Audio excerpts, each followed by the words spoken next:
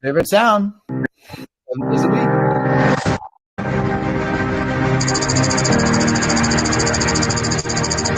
General Flynn, as far as discussion today and in general, there has been very little focus on the damage that Edward Snowden has done to our military. I've read the DIA assessment, and it is evident to me that most of the documents stolen by Mr. Snowden have nothing to do with the privacy rights and civil liberties of American citizens or even the NSA collection programs. You know what the impact is on the military. Could you share with the committee your assessment of the impact that the damage that Edward Snowden has done to our military? And in particular, has he placed our men and women in uniform at greater risk?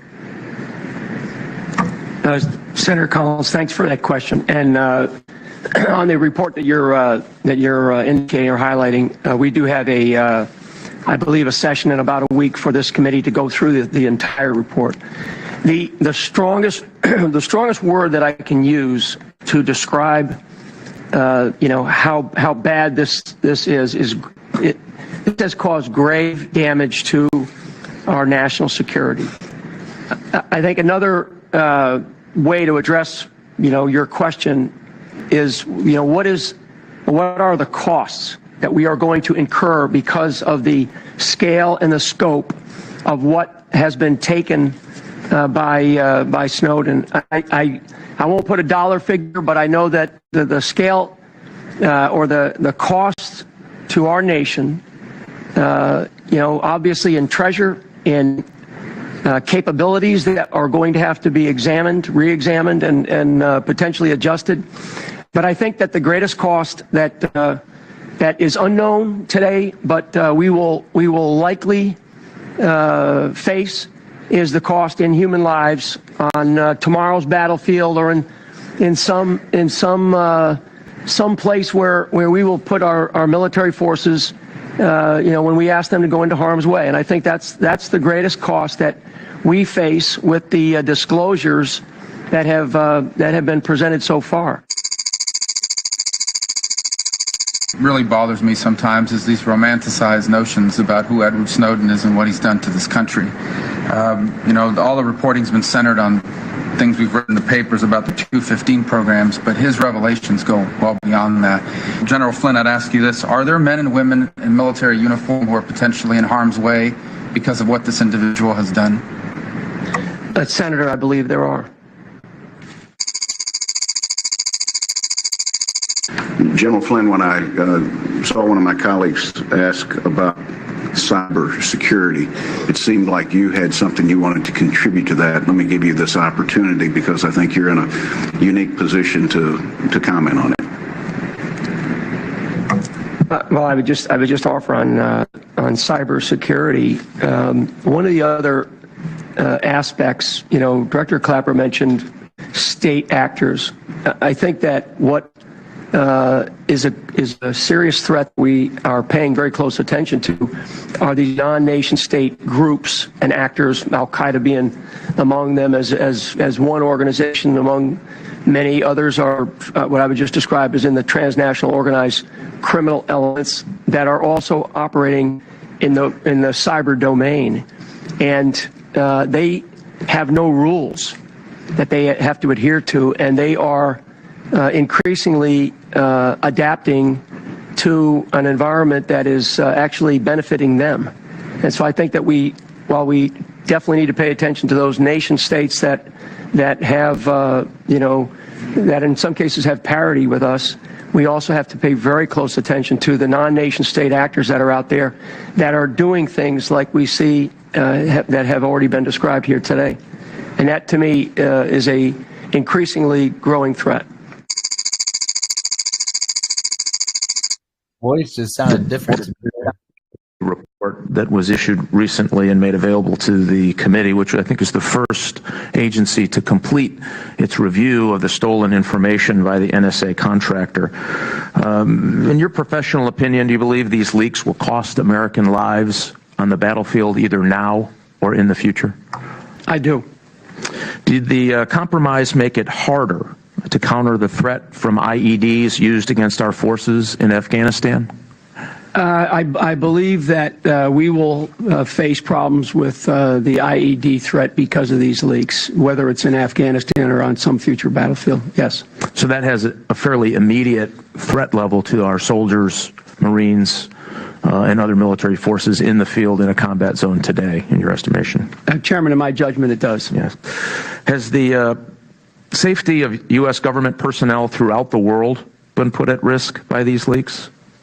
In other words, have you had to alter any assignments as a result of this compromised material?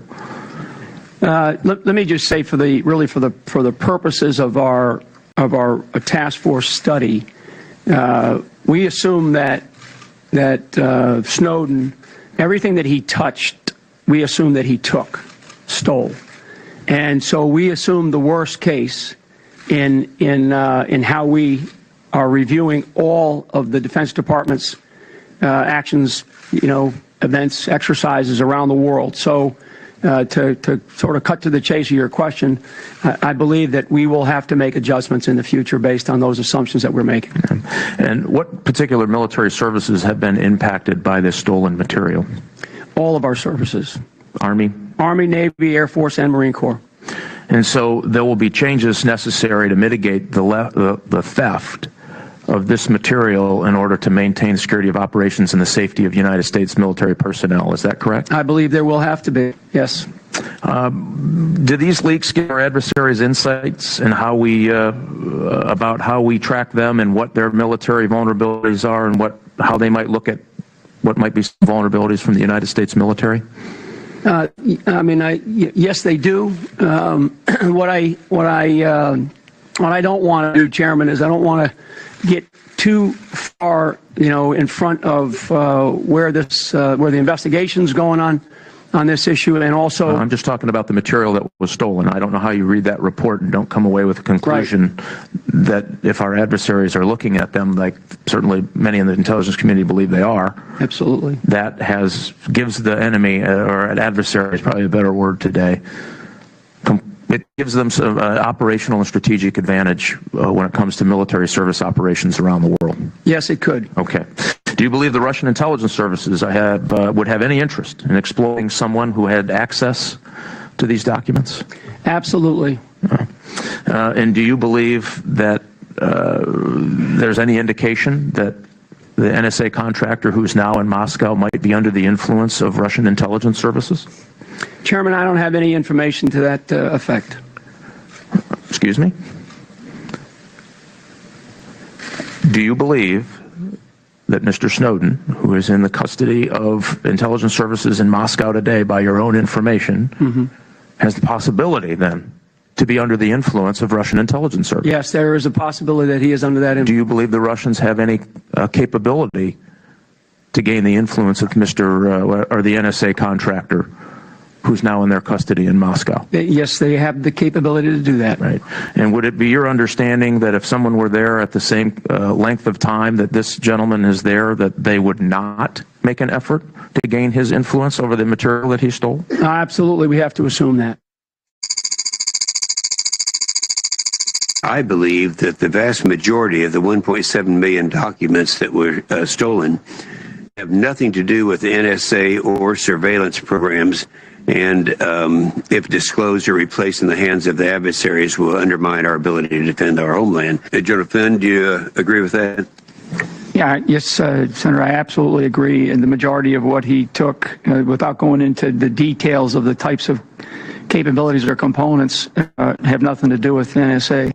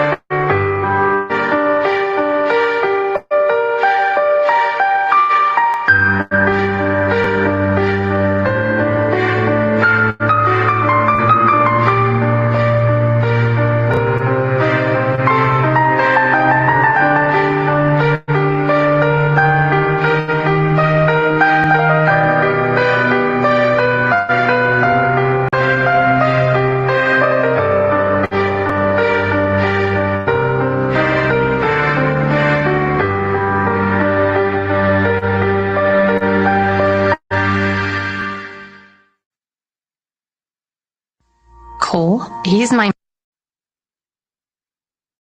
When we were kids, Superman was our hero.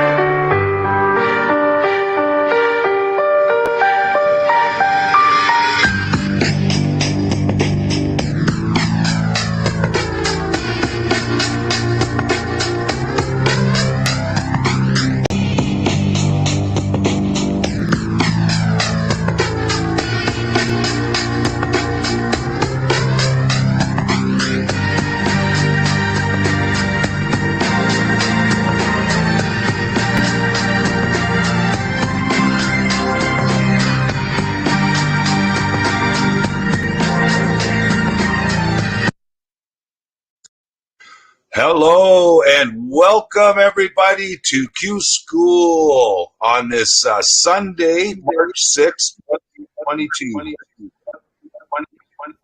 Sorry, buddy. I turned my mic on. Reverb. Normally it's okay. Yeah, go ahead. Yeah, thank you again. Sorry about that, everybody. I hope you enjoyed the opening of our very first Q School presentation, Sunday, Snowden Sunday, Part 1. This is Tim 17 coming to you from Canada with my partner Kyle, Undercover White Hat in Alaska, and the entire Q School management team here. We welcome you to a beautiful new series that we decided to do on the subject of Edward Snowden. And a big shout out to the MG show, Matrix Groove Show. That was the video that we started this series with, just doing a wonderful job for this movement, the Q information, the truth movement. And I want to welcome all digital soldiers, truth warriors, anons, patriots, and new guests to Q School Sunday with Snowden, Part 1. So without any further ado, I want to bring on my partner.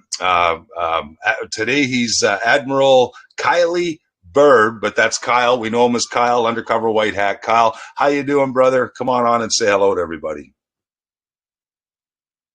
Hey, buddy. Thank you, man. That was awesome. I love that they scrolled through the all of them, you know, because I actually thought about doing that a while back because my brain, we've read enough of them, Tim, that if we just scrolled all of them like that, I might be able to pick out certain things. So that was kind of a cool that they did that on the video there, or was that controlling the helms there? But that was pretty interesting and powerful. And Edward Snowden, guys, is just a major enigmatic character in this Q movement. I guess I'll go to my screen here now, Tim. Yeah, you'll see that I'll have mine also. It'll probably show, it may or may not show in the recording, but at least when people come in, and we have a packed house today. Welcome, everybody. Thanks for coming in on a Sunday afternoon with us to have a little bit of fun here and really try to figure out what this Snowden guy is all about. Is he a good guy, a bad guy, white hat, black hat, gray hat? Secret double agent, who knows? I mean, we just opened up a big can of worms and we want to have fun with each and every one of you. And Kyle, I know this is your favorite topic, buddy. So I'm going to hand the microphone back over to you. And I can't wait to see what you got to say about this particular Edward Snowden character. Yeah, man. Where do you begin? Like, which one's your favorite post? How about 144 with Admiral Rogers in here? Plus. We get Snowden in here, of course, the special number 144 there for those that know. And this one here, what was Snowden's primary mission? What was Snowden's real primary mission? Was Snowden truly acting on his own? But I've been starting to get some spidey sense on something, Tim. And then while they were scrolling, it just hit me. It hit me like pretty hard. So let me find where that post is. I know it's down a little ways. Because I was like, why are those two together? And then boom, it just jumped out at me right here. Snowden Cusack, John Cusack. I'm like, what is that? What is the deal with that connection? It's because Edward Snowden, the one that we know, is an actor. That's not the real Snowden. So he's acting. That's the gut feeling I got. It makes sense. He's a front man for this person who's doing the real thing. And there's Snowden 1, Snowden 2.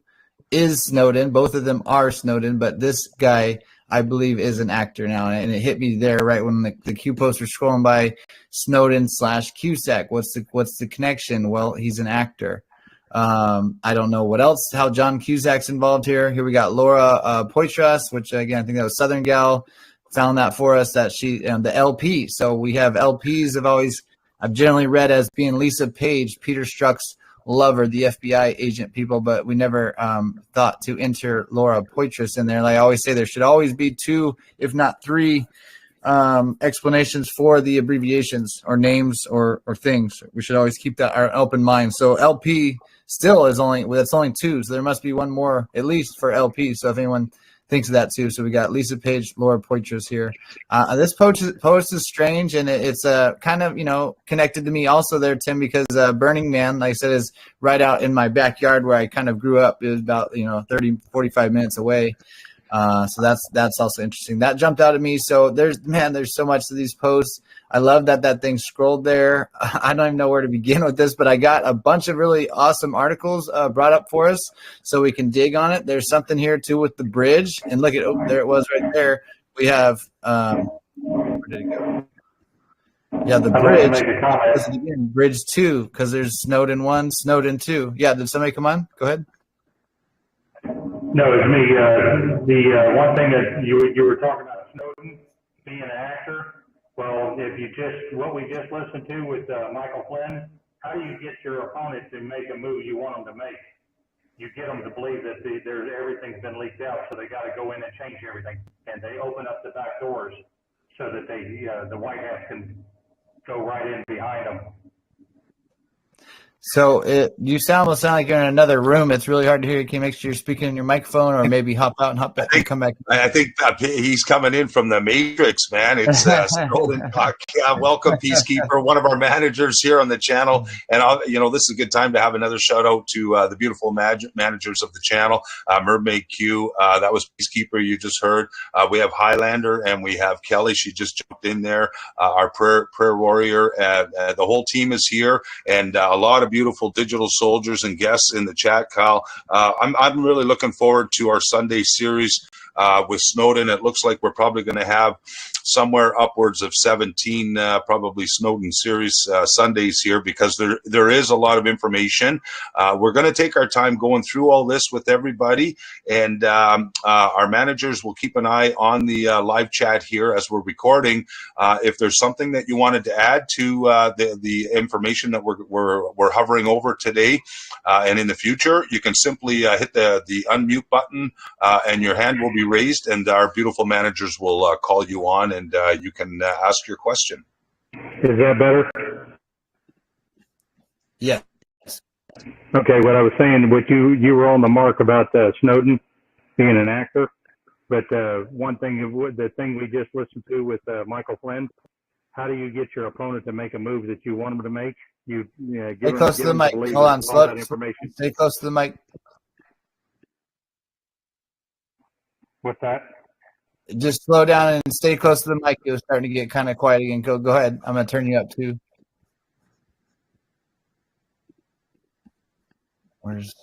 Hey, Tim, can you?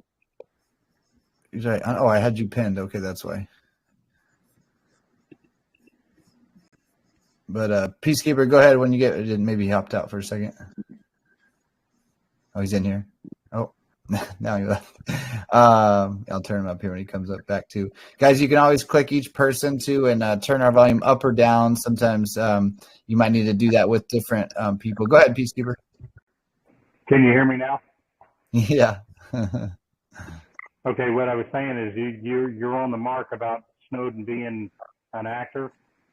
I believe that with everything we've dug up, I believe Snowden was an operation that got them to make a move that they wanted them to make. The White House, because if they believe that all their information is compromised, like General Flynn said, then they got to go in and change everything. While they're in there changing things, they've opened up the back door so the White House could access everything.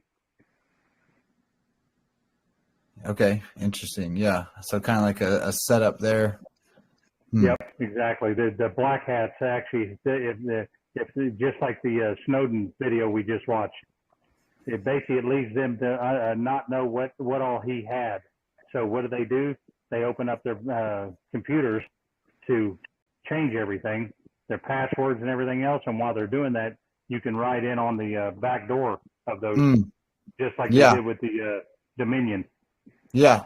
Okay, I'm following. And then I strongly believe that when we had Snowden 1 in 2012, when he meets Glenn Greenwald or whatever, and they supposedly exposed the NSA's hacking tools.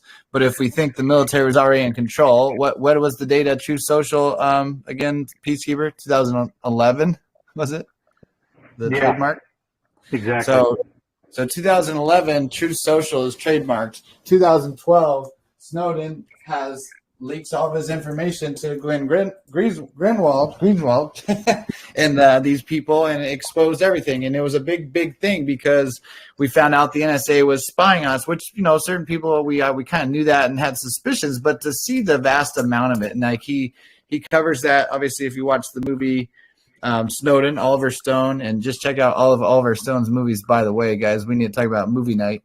Let me just show that real quick, because go ahead, whoever has something. Oh, and whatever you do, don't Google that stuff, because Google changes their dates all the time. Don't do Google what? I said don't Google the True Social, because it'll tell you that it just got trademarked like a couple months ago. Oh, right. Yeah. Okay. Yeah, I know how they work. But yeah, that's right. If we get any kind of sauce on that, even like Donald Trump, he registered Make America Great literally the day after Obama gave that speech where he's kind of trying to take digs at Trump and stuff. So that was, right then he decided. I mean, it seems like he knew long before, but certainly that was powerful. Kyle, if I could add in here, I'm just going to pop it on the screen while you're scrolling. There it is there, folks, while he's scrolling in the background.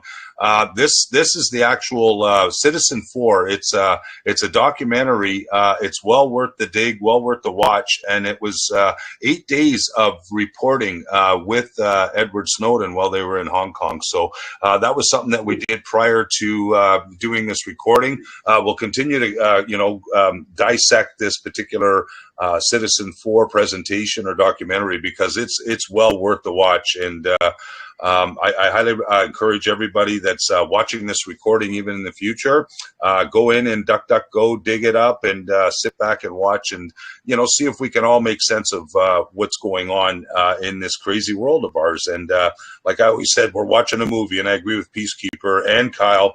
There's a lot of actors. Some are good, some are bad. So we're going to find out. Kyle, I'm going to bring the screen back to you. Yeah. Okay. Thank you, Tim.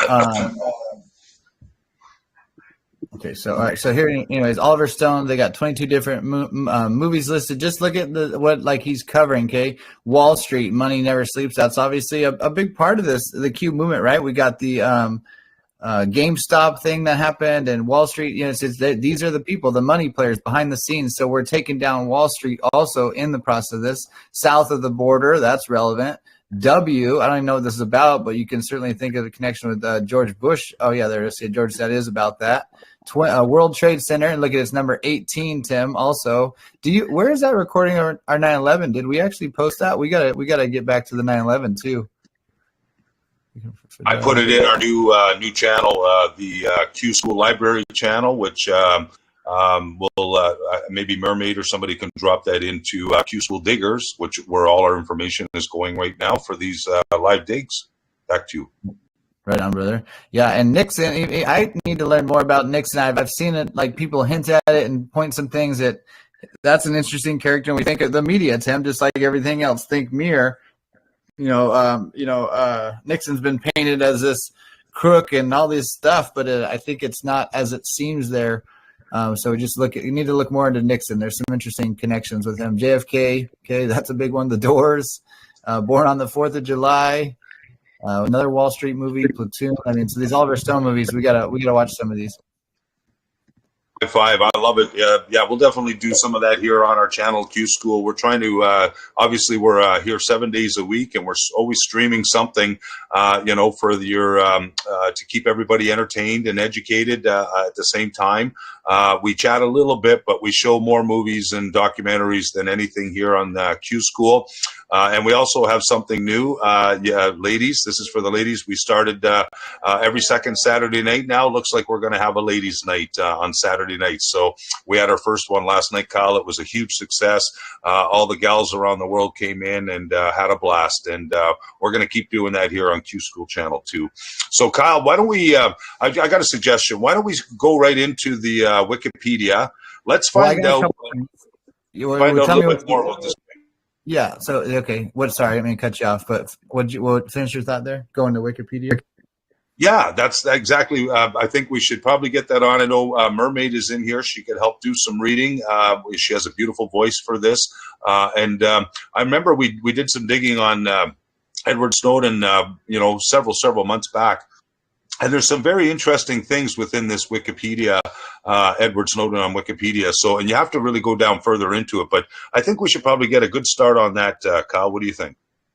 Yeah, I agree. I had a quick couple clips, and if I can't figure out how to search on Mac the Control F thing, it said that's how you do it. If you guys can go into the Kim Clement, Two Presidents, one of his videos, will you Control F? So you go down here, you click the 3 dots below the YouTube video, and then do Open Transcript, and you got the transcript here, and you can do Control F, and can you find out the timestamp when he says Snowden?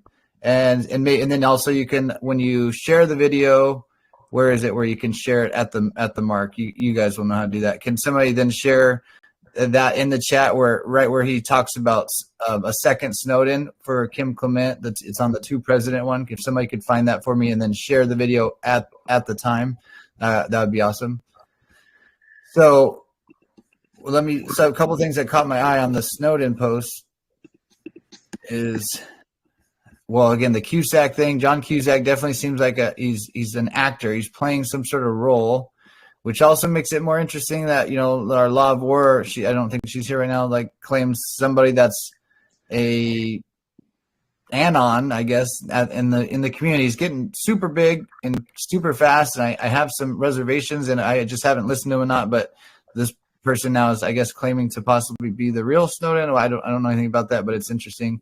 Okay, I want to show. See, this is interesting too, because right up here, think misdirection or disinformation. And so the anon here was saying, for the record, can you please tell these anons ES equals Eric Schmidt, at Snowden equals Snowden, ES does not equal at Snowden. Look at this. Look at how they did that. They did that really tricky.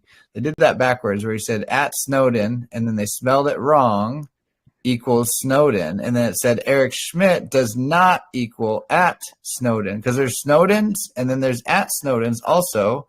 And I don't know if there's always a gap in between there like that. I'll have to look that one up. But and also, Kyle, sorry to cut you off, but with that, can you expand that 914 on the screen, please, just for better, so people can see it better? The one that you were just, make it a little bit bigger. Yeah, I'm glad you brought this one up, because the thing that jumped out at me, exactly what you're saying, but look at the lowercase s's on the top part, and then you got the capital S. Where are you? Sorry, it jumped around. Okay, here we go. I took my motion sickness medicine before Q school. So can you elaborate? Maybe look at the lowercase s's versus the capital. So like with this Q information, what we're learning is everything has meaning, right, Kyle? So maybe explain that when you're looking right on your screen right now, what Q is trying to show us here. Yeah. Okay. So that's one. Everything has meaning. Okay. Plus, everything, like sentence structure matters. Everything stated has meaning. Everything. Okay. So, and what we've also come to know is, so this is Q post 914, and you see when this dark square is in there, it means a Q or a post from the Chan is embedded. Sometimes Q will embed their own post and reply to themselves. In this instance, they're replying to an anon, and they don't say anything here. And I come to my own theory pretty strongly that it's when that happens, Q is saying, good job, you're on the right track, keep going. However, there are also helper anons, and there's very interesting replies that get, wind up posted into the Q post. And it certainly seems to be intentional in different ways. This to me just screams to be some sort of helper anon, because they say ES equals Eric Schmidt and then at Snowden, and it's spelled backwards. So for the autists paying attention here, it's Snodwin equals Snowden. Now, yeah, Tim, that one's lowercase. Okay, what does that mean? And then this other one's uppercase. I'm not quite sure, but then it says ES does not equal at Snowden. But then check this out. These people can't put 2 and 2 together because there's 2 of them, right? I think that's just totally telling us there right there. Now, I don't fully understand why the lowercase and uppercase. I think most of them are all uppercase, Tim, but if you just have an eye now, anybody, if you catch one where it is lowercase, let me know. Also, if you see one that isn't an at, because I think if you do at Snowden, there must always be a gap there. But I know, here's a Snowden, but it's from an anon, that there isn't an at. So if you guys see a Snowden that doesn't have an at, and or a Snowden with a lowercase, just holler at me, raise your hand in there, or raise your hand and hop on there. By the way, I'm not going to be monitoring the chat like I have in the past. If you guys have something really good, I'll pop over there. But if somebody could just kind of monitor that also, just have a glance over there. And if you see something good or a question asked, if you don't mind, yeah. Just real quick, so we are recording, so Tim is also sharing the screen, so it's going to be really hard for the recording for people to follow the Q post with 2 screens open. Okay, yeah, Tim, maybe just in that one. So thank you for sharing that Citizen 4, but yeah, just go ahead and close that down, Tim. Thank you, buddy. Thanks, Mermaid. Thank you. And by the way, guys, if you're on a cell phone or an iPad, turn it sideways while you're watching us live. When you watch the recording, I mean, you'd still probably turn it sideways because I'm recording my device from a computer, so it looks better if it's sideways. iPad, phone, turn it sideways. Then you can also pinch and zoom on stuff too. But I'm kind of just scrolling, looking for a couple things I want to cover, and then I will certainly zoom in when we're covering drops. But you can also pinch and zoom on your phone. Interesting. There's an LDR and an HRC with a Snowden. A couple other things that caught my eye. Let me just keep scrolling and see these other ones. Let me follow this up. So they say this here, and this looks like a follow-up with it a little bit later right here. Okay. That seems like a long time in between to be responding, right? So this was 1911. The other one was 914, right, Tim? So that was almost a 1,000 posts later. I mean, think about how much information had passed. So 914 on March of 2018 is this, I believe, helper anons telling us something here about Snowden, if we're paying attention. And then almost, 997 posts later, which is the 9/11 in here. Actually, 2 if you think me or so. 9/11 says, never have I been so proud to be an Army soldier. Hua. So, Q, you now have half the board thinking ES is Eric Schmidt and the other half think ES is Edward Snowden. Please confirm which. So here's the thing too, guys. This isn't how it's supposed to be. There is no consensus sometimes, and I don't know what it is with our human brain that thinks there can only be one right answer. ES is both in some instances, right? And there might be one more ES we're not thinking of. Like I said, always think of a third answer. So again, I don't know if this is a helper anon pretending and they're saying this for some reason, but please confirm. And they would ask that, and Q would confirm some things, but I doubt they're going to confirm this. But let's see what Q says here. I'm kind of curious. It says, Hua soldier, thank you for your service. God bless Q. And then this is kind of interesting because it's like almost like a second Q post. I'm not sure where this one's at though. But it said it should be clear in this context, ES equals at Snowden. It should be clear based on previous drop, RE Gamecoms, why ES was included. It should be clear that ES was used in both Google plus at Snowden drops to establish a link. So, this is a complicated whole topic, but this right there is telling us that ES is Eric Schmidt and Edward Snowden in some cases. And they might be intimately connected because Snowden's, the tech guy and Google and Eric Schmidt, all the above there. So clowns inserted Snowden II last year. Okay. But they thought it was going to be Snowden II, but it was the other Snowden. We'll see how that plays out. Okay. So is that all the posters? I want to here this one too. Like we argue white hat, black hat. This one just jumps out at me when it was scrolling on the Matrix video. There is Q answers their questions with the next line, the next question, or there's all these correlations, right? The sentence structure matters. The order says peace through strength at Snowden. Shine the light bright, DOA, which I know is dead on arrival. I don't know if you maybe want to look at some other definitions. Maybe it's a company we should look into also, but doesn't that just jump out to you there too? I mean, again, we're wrong until we're right, and we're all just making theories, especially on Snowden. We have fun, but we're, Tim and I are pretty leaning strongly one way, but you're certainly entitled to your opinion, but these things just jump out at me, right? Peace through strength at Snowden, shine the light bright. Okay. What are some other ones I saw? Open the door at Snowden, close the door. That's like an operation, right? They're literally talking to him, right? At Snowden. Yes, they're responding. They're talking to Snowden. They're not, and it's not in a taunting manner. They might make it seem like that. Testify, then drop. We have it all. These people are stupid. Confirmation bias. The previous Q posts, Anons just assumed Snowden was a black hat because Q made it seem like that. Is he, once on the farm, always on the farm? The CIA. I don't understand why Q needed to play that. Maybe just because the deep state didn't know he was this secret infiltrator till much later. I don't know. That Snowden learned chess. There was another one I was looking for that caught my attention.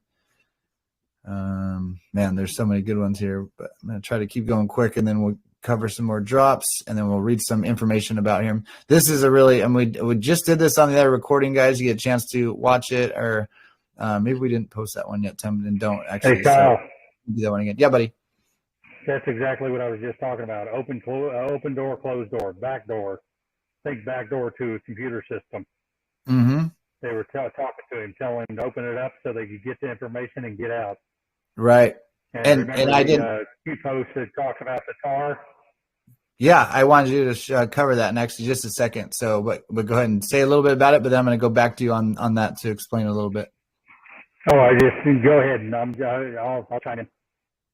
Okay, so yeah, open the door, close. There's an operation here, guys. And then there's other ones where it says thank you, Snowden. Okay, man, I lost my train of thought. I was going to say something. Oh, okay. So I didn't finish. Just like what Peacekeeper's saying is having the back door into these people, or what I say like a Trojan horse is. So if the plan had started at 1999 or earlier, and this has to be part of the plan. There's just no other way. There's too much of a big part of this whole thing for it to be some rogue agent. And there's too many variables there, right? Everything at Q is in full control. This would be such a headache and a variable if they really didn't know where Snowden was and he harmed them and da, da, da. So if they knew that was going to happen, and I believe just for humanity's sake, it had to be exposed the way it was, where yes, it harmed the NSA to some degree, and it certainly made them look bad. All right, but they continued their operations, but it was like humanity needed to know that this was happening. So that was just a necessary step. But if we're going to take that necessary step, let's use it to our advantage. You know, the CIA thinks this guy's their special little puppet that's actually undercover to infiltrate the NSA. No, think mirror, he was already in the NSA, infiltrated the CIA, pretending to infiltrate the NSA. When he drops these NSA security protocols and their programs, the malware and stuff, the bad actors jump on it and download these information and use it. Now they have all these tools, but guess what? Trojan horse in there. There's these devices that would have been gotten everywhere where the deep state was, where they would have downloaded all their secret places, and it runs undetected. So basically they've been listening everything, all their plans, know where they are, always be 10 steps ahead, because they literally took the Trojan horse in. These people are stupid, right? There it is right there, right afterwards. These people are stupid. They take the bait all the time. And so they would have been listening just silently, and they would have had we have it all. We have everything. Well, especially because they allowed Snowden to drop information about the NSA, and the bad guys took the Trojan horse in by, taking those tools and those keys. We are going to talk about some of the different programs. If we have some computer guys on here that want to share, if they're not on today, I do this a different day where more we'll focus on. I have them up here though, if we want to talk. I know some people shared them things about Prism and Tempura. He says that in the movie. Actually, I'm going to play that clip. I'm going to play a movie clip here real quick for us, just with scanning if there's anything else. So this 836, a really interesting post. I think I'm going to make another recording on it and just do it even better than I have before. This one, in my mind, strongly points to the fact that he's a white hat here for multiple reasons. Okay, Fiddler, I love the name Fiddler. Fiddler on the Roof, or playing the deep state like a fiddle. Okay, here's the date of when he's dropping the 2012 timeline, exposed the NSA to harm. There's some other stuff here happening, but then 2013, then we're past 2014. Think, learn. Hey, 117, and that pops up a lot too, I've been seeing. But Tim, didn't Snowden get married on the 17th also? Remember that one? Yeah, he got married, I believe. We can do this. Dig up the sauce, Patriots. You can just do a DuckDuckGo. I believe it was September 17th of 2017, or 20. There's a lot of 17s in there anyway. Hey, guess who? Because there's two Snowdens. Go ahead, buddy. I was going to say, guess who took over the NSA in 2014? Mike Rogers? Rogers, and he was and he was the 17th administrator. Yeah, 17th. Ooh, some more booms, man. Thanks, Peacekeeper. That was awesome. 17s everywhere. We love 17 here, don't we, Kyle? Yeah.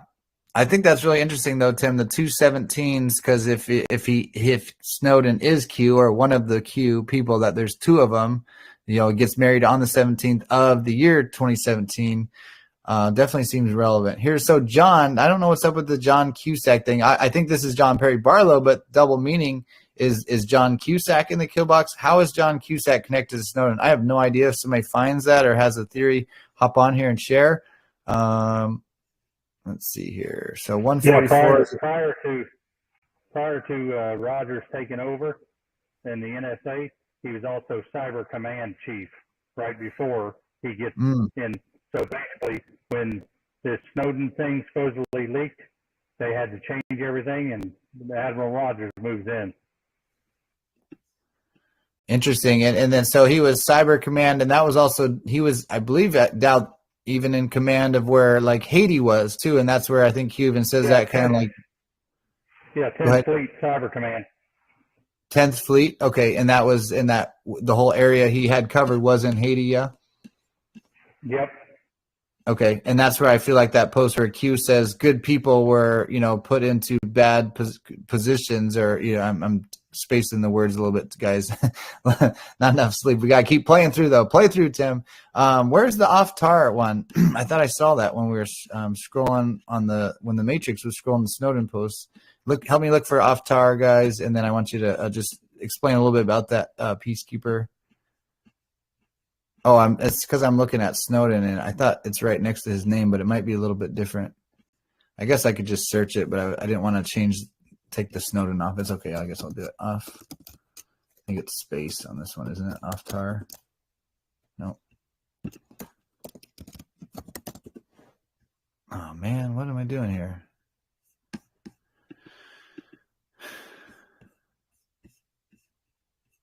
Okay. I'm gonna if someone can help me find that off-tar Snowden post. I think I'm gonna play the video. I want to keep us moving here.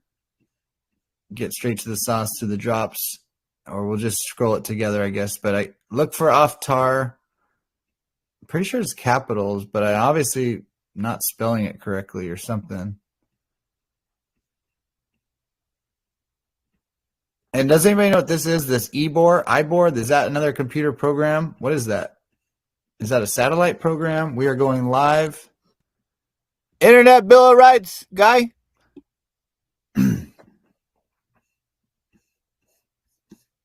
Internet Bill of Rights, John Perry Barlow. Yeah, I think that's part of the what I was just talking about with Admiral Rogers and the Cyber Command.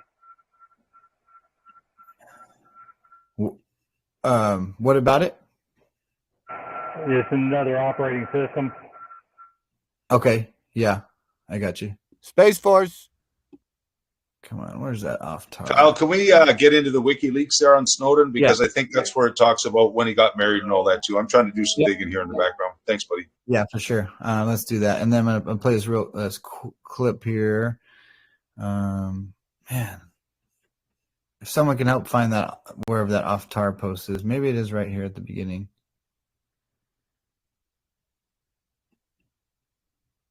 I know I saw it on when we were watching the MG, scrolling all the posts.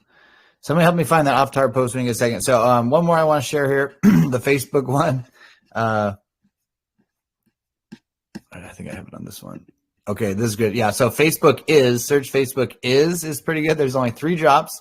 Facebook, okay, originally was created by DARPA. The original program was called Project LifeLog, or Pentagon Kills. It was called LifeLog Project. LifeLog. Think about that. Logging literally your life. And I believe the insider term of that program was even called From Cradle to Grave. They literally wanted to track every single breath people made from the cradle to the grave. And this was created by DARPA, put together. And again, they killed the program February 4th, 2014. Then they make it a private, right? They go from a government agency then to a private. Then how does Hollywood complete the narrative? They make the movie, what's it called? Social Media, or was it? Somebody help me with that name. I'm spacing. The really good movie with, Social Network. Is that? I think that's what it is. So Pentagon Kills LifeLog Project. Same day Facebook is formed. So February 4th. Finder of this should apply to the NSA because they found this great dig here. And so here's the first day, February 4th, 2004. Facebook was founded. And as you can see here, DARPA ended LifeLog on February 4th, 2004. So they switched it from a government program to a private. And this is basically then the CIA's baby to track everything about every person. And think about how much people share on Facebook. They love to share everything. And they even got these stupid little games of pick which friend you would take to the beach and, list 20, 30 friends. So imagine all the AI and all the actually AGI, advanced artificial intelligence being able to track and figure out people and what they think and how their friends connect, and then people are sharing that openly with LifeLog, DARPA, for them. So Facebook is listen to you 24/7, 365, literally. F9 algorithm. Are they recording safe housing, metadata collection, building 8? We got to do a dig on this. There's a bunch of stuff on there. I don't know enough about it. DARPA, China, Q. And then here I'm about to play this clip. And let's see what this one is. Facebook. I got to reset my cookies so I can read this New York Times. But Facebook's data deals are under criminal investigation. Interesting. What's the date of that one? We'll check that out later. And I know somebody can also do the free New York Times PDFs or something. If somebody can get that article, that'd be cool. Okay, whistle while you work, ... Have you seen the movie Snowden? Facebook is my bitch. RE, NSA access, DARPA panic, exposure. Now, there's also an interesting connection with Edward Snowden and Snow White. What is it? So as we see here, we'll read this. In addition to the other WikiLeaks stuff, there's an Operation Snow White, which I had that saved in one of my bookmarks. So we'll see what this is all about. I'm not really familiar with what it actually is about. It's really interesting. It's called Operation Snow White. And let me play this short little clip though from the movie Snowden, and so you can get an idea of just listen for keywords they use here. It's the cleanest Pakistani I've ever seen. We got no first-degree ties to government or ISI, no shady family. I mean, second-degree contacts are off the charts, but that's everyone in the Middle East with a six-figure income. Well, it's not dirt that we need necessarily. It's a pressure point, something intimate, some kind of weakness. Can we look through his family? Mm-hmm. How about his sister-in-law? Yeah. What is that? Is that some video that she sent somebody? No, this is live. Out of Paris. What do you mean live? Optic nerve?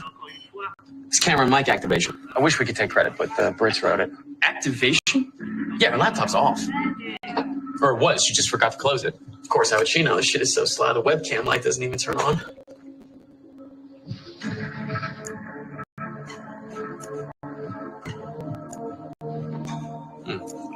I always wonder what was under those.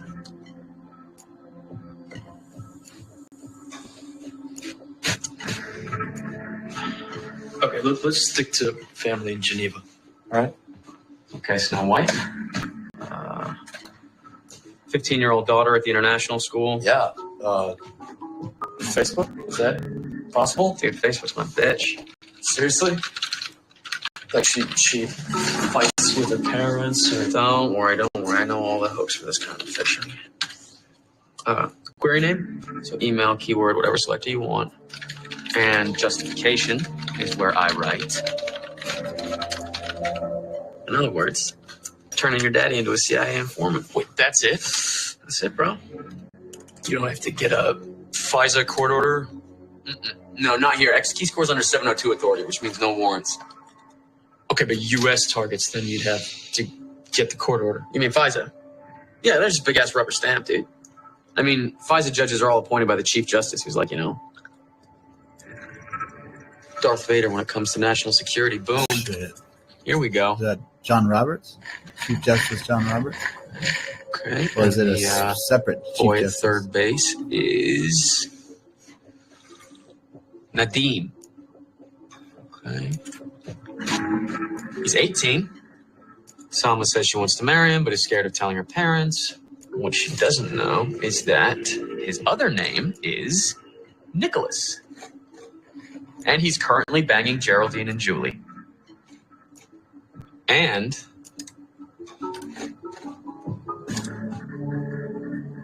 he and his Turkish mother are here illegally.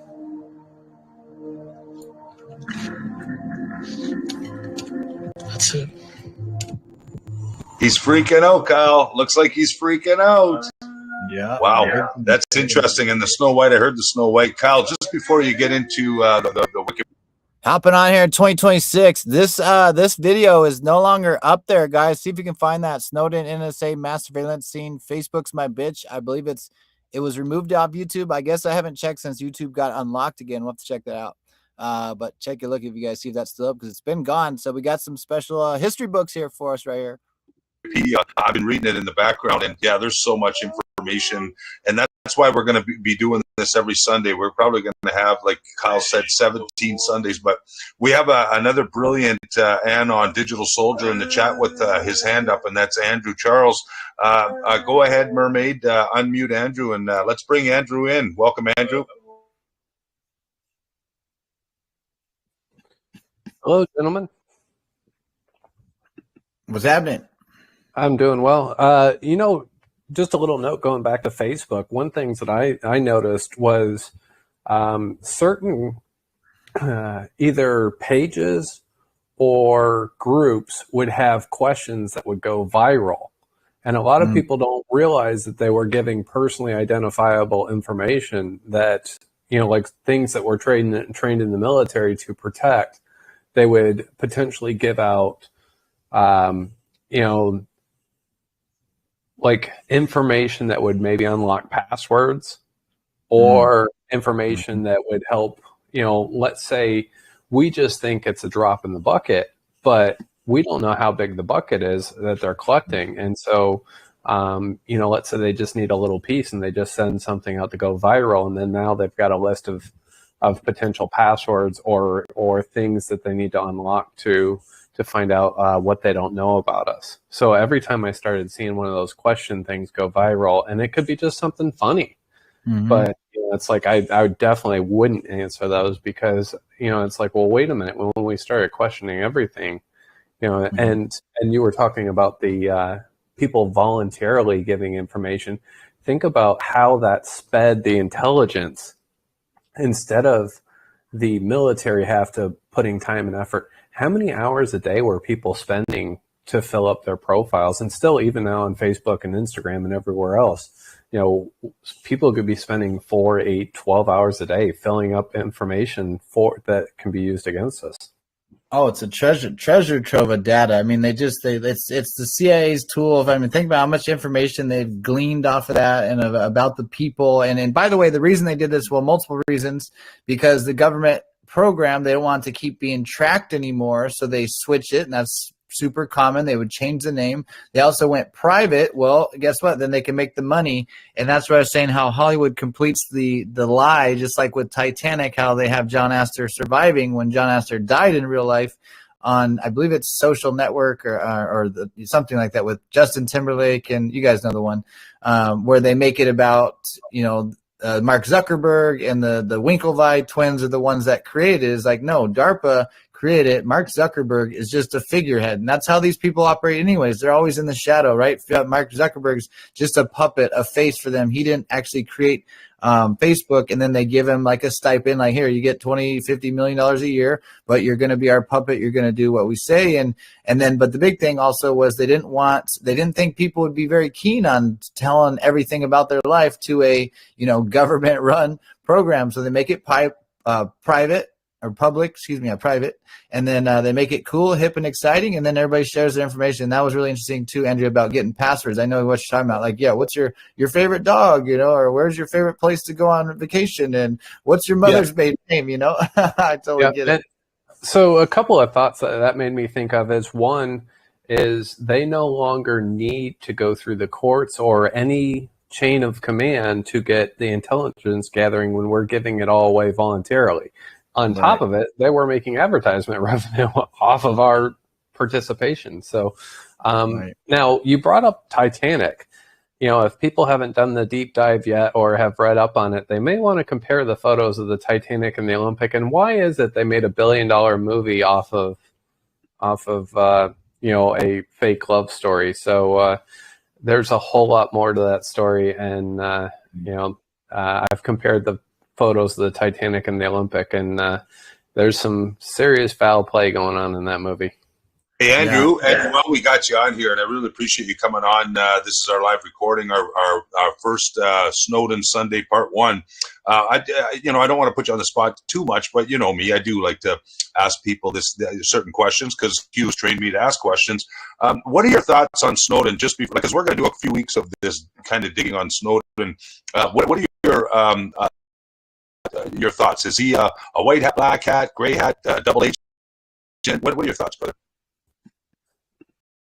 Well, so obviously, all of us that are patriots, we hold tight to what we believe true, what we bleed red, white, and blue. But when that all came out, it's like, oh, well, the media was spinning the narrative that this guy's doing something dishonest, and so and then the fact that he goes, if I remember right, to Asia and eventually to Russia, and and it's like, well, like as soon as and from my personal experience in dealing with that, I worked with the Google whistleblower for 3 weeks, and it's like people don't realize you turn your back on a company that big, and we're not talking about Google at this point. Now we're talking, Edward Snowden point. We're talking about the NSA.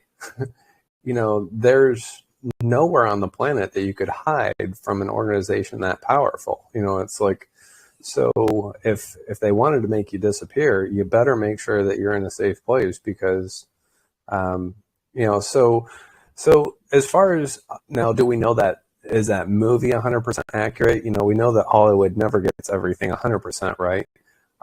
As far as what he did, obviously it opened a can of worms, and there's obviously some things in there that we do need to question. And going back to Kennedy is, about secrets, and secret societies. One of the great movies I watched as a teenager was Sneakers. Robert Redford, Dan Aykroyd, I believe Sidney Poitier, and River Phoenix, and Ben Kingsley, and they're talking about deciphering cryptographic codes using a supercomputer to break every code on the planet and basically enter into any piece of, like you could get into the power grid, you could get into any banking, any government institution, change traffic lights, anything that you can think of. And so, the white hats are trying to help us to wake up to the information war, and obviously they're working to gain control of the information war, but they also need us to no longer be, like, for example, just today, one of my friends was posting about Ukrainian mothers leaving strollers at a train station, and there's like 10 of them all. I'm like, oh, that's a very beautiful photograph. It's like, and then it's on a Facebook post that next to Act Blue, and Act Blue is raising money for Democratic candidates, and it's like, even going back to Hillary Clinton, they raised money for her. So, a lot of people don't realize that the extent of this information war. One, obviously talking with Facebook, in regards to Facebook, the information that we're giving away, and then two, that we're being played to our emotions and our heartstrings, and of course we care about innocent people around the world, and we want nothing bad to happen to them. But two, like, most people need to keep an eye on the bigger picture, that the evil people of the world wanted to kill about 6 billion people, maybe 7 billion people. So, there are casualties in war. We want to minimize that. So to answer your question about Snowden, it takes a lot of guts to stand up and blow the whistle on something so big and so powerful. Well said, brother. Well said. And and I love, Kyle. I love that you're showing the screen. People are looking at everything that you're sharing right now. Is Andrew was sharing that.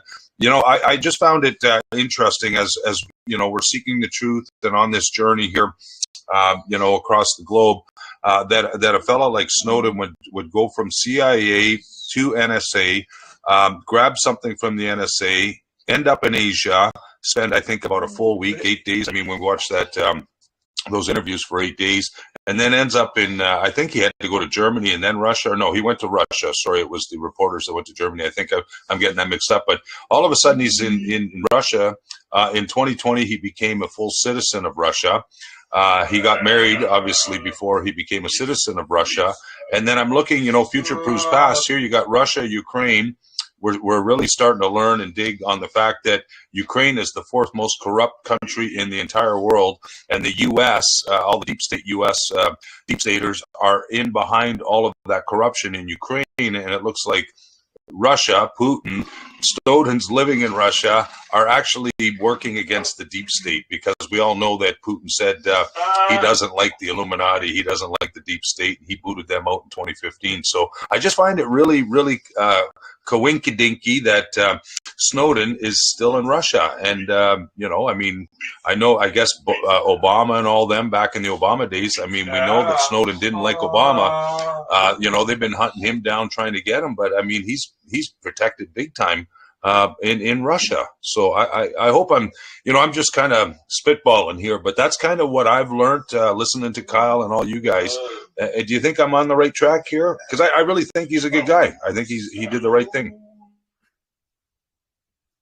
Yeah, I mean, I don't know if you're asking still Andrew that, but I think you're on the, Tim, this is, and it's just a bigger plan and all the other things. So there's too many variables for him to be this rogue agent that was, harming the alliance. They had to have been ready for it. And what a perfect plan. And just makes sense to me intuitively when I figured that out, is like, dude, first off, it had to happen. The people had to know they're being spied on. So that just had to happen. So they had to take a hit, right? But why not use it to your advantage and set up the deep state, who always fall for the bait? They use the same playbook. So think they got this infiltrator. He releases this information on the NSA. The bad guys spring on it, and it winds up being their downfall because it's a Trojan horse. And then they all these, the biggest spy agencies that were trying to take down the NSA would have completely exposed themselves, and they'd be listening in without the bad guys knowing they're being watched for ever since Snowden did that. So it just makes so much sense to me. And we see other things as well about, it just seems like he's, it seems like he's a good guy there. I actually said Russia. I was trying to look for that post where it says, where's Snowden? Right here. Where are you? Not Russia. Eyes on. I don't think anybody's actually ever seen him in Russia. That's why that video is kind of weird to me too, Tim. And I'm really strongly feeling he's an actor. Like, they show that video where it's like he's in the house with his girlfriend. It's like, where is that? That's not like somebody's surveillance. That whole thing has to be like staged. Because, like, as far as I know, I don't think anybody's actually ever seen him in Russia. By the way, that he does these interviews, maybe like on the iPad. He does that one, like in the movie, where he's not actually there. He's doing some Skype or something, but nobody's actually physically seen Snowden in Russia. And what's really interesting about the movie Snowden there too, when I believe it's even an hour and 17 minutes in, or it's like 17 minutes left in the movie. Somehow there's 17 in there, and it's talking about when he finally turns over. He's meeting the people in China, and the radio's on. He's riding in the car, and the radio's on it, and it says, and the Q group, it like says something. I can't remember what the line is, but it says, and then the super secretive, or the police force of the NSA Q group or something, mentions it right there in that movie. Very, very interesting. So I want to show one more. Yeah, Kyle, we've got another hand up. I'm going to check in with Mermaid Q. Mermaid, and I think Andrew wanted to come back on, and there's somebody else that had their hand up. Mermaid, what's going on over there in chat? Yeah, so Brad wanted to say something. Do you mind if Brad just speaks? He had his hand up, Andrew. And then you can go next if you don't mind. Yeah, go for it. Yeah, I was wondering about if Snowden's an actor, doesn't the Black Hats know that also? And we have anonymous whistleblowers all the time that never get revealed. Why would this whole Snowden issue have to have a face with it? Well, good question. I mean, it's for security purposes. One, right? It's like, the real person has to be secured and isolated.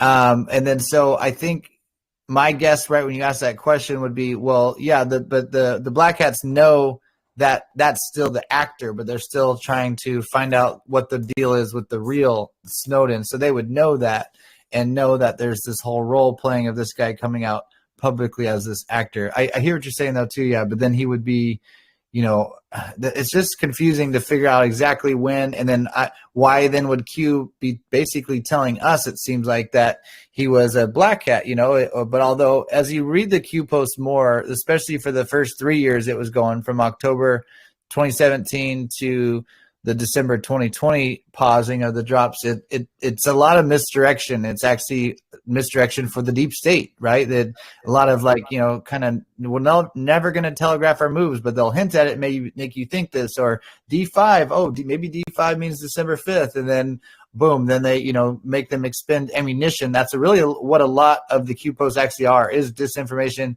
and misdirection in that sense. It's not so much, a lot of this, all the drops are real and valid, and they teach us how to connect all the dots, but there's a lot of misdirection and disinformation in there. So I don't know exactly how that plays out, but certainly both sides would know he's an actor, or then maybe they put the actor forward, right? Let's say the CIA still assumed he was their guy, right? Because they also waited on that, right?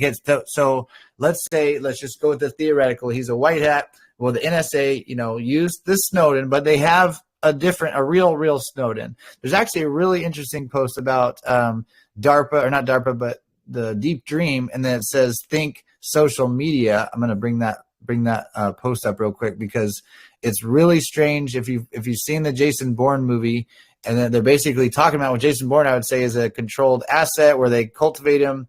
What did I say? What was I just saying? Think social media. Okay. Kyle, while you're digging on that, to kind of throw out a puzzle piece, in the last couple months, people had been talking about Antarctica, and supposedly there was a big meeting there, like Klaus Schwab leading a bunch of the European powerful people there. So there's supposedly a city under Antarctica, like deep underground military base, that the temperature, because of the heat from the Earth coming up, and the ice keeps it at like 72 degrees. Now, so supposedly that was a black hat base down there, and then in the Arctic Circle, there's a white hat base that potentially is like a witness protection kind of place. So, let's think outside the box, and as far as where could he be, it's like, well, we have to get pretty creative, because he could be just about anywhere. But obviously, once he makes that move, he's got to get to a safe spot. Right. Yeah. But thank you for expanding. I think I didn't mean to cut in there, but yeah, you nailed it. I mean, there's these geothermal vents underneath the ice, and they basically melt the ice, but then that freezes its base at like a nice 70-degree temperature. And supposedly the Germans, with their submarines, were able to go below the ice and actually enter into this base in some fashion with their U-boats. Or is the U-boats the sub? Yeah, I think so. Anyways, yeah, it's really interesting. Then you said that about the Arctic. That really resonates and makes a lot of sense, especially as I'm out here in Alaska. There's a bunch of secrets out here up north, and nobody talks about it. Everybody's talking about Antarctica. Like, look here, not there. There's something really strange here. I mean, there's even like stuff below the ice here of like ancient, something, advanced technology type things. And but that's the kind of stuff that maybe people, are we really ready for disclosure? Ready for this? People are like, when's this gonna happen? When's it gonna happen? I mean, to some insiders have said there's pyramids underneath Antarctica that are 1 billion years old. So just think, if that's true, how would that rock certain things? You know what I mean? So I just, planting ideas, not saying one thing's or another. We're always, critical thinkers and having open minds. I mean, you're here already, you must. So just be ready for something like that. So this post was really interesting. It's the very first Snowden post, 140. Oh, no, it isn't. I think there's one before this one, but it's like the second one, 140. One of my favorite posts, this 144, of course, we got Admiral Rogers in here with the plus. Everybody always says plus, House Assad. Well, think double meaning. Obviously, it seems like Admiral Rogers is also represented by plus. But check this this is out. This is really interesting to me. Oh, look at this. This is the one, too, where it says CIA is here, too, right? Yeah, so CIA, U.S. risk is... Make sure you highlight that for everybody, if that's the one with the CIA in it, Kyle. Thank you. Yeah, I think this one isn't, but this is one of these ones where the Q tells us that basically another story with the bracket. So we have U.S. Okay, the next bracket is risk. So we got U.S. risk. Make sure I don't miss any. TH, and then I, and then S. So U.S. risk this. And then last then we got W. And then E right here. One more E somewhere. Here's a K. Where's the second E? Oh, they're right here. Okay. So WEEK. So it says U.S. risk this week. There's another one too. It does the same thing. It says CIA here. I can't remember exactly what it says, but by just using the bracket. So Q is teaching us right there how to, read these posts in different ways, multiple meanings, et cetera, et cetera. But here's a great example though. Plus. We always say House Assad. Well, how come nobody says Admiral Rogers?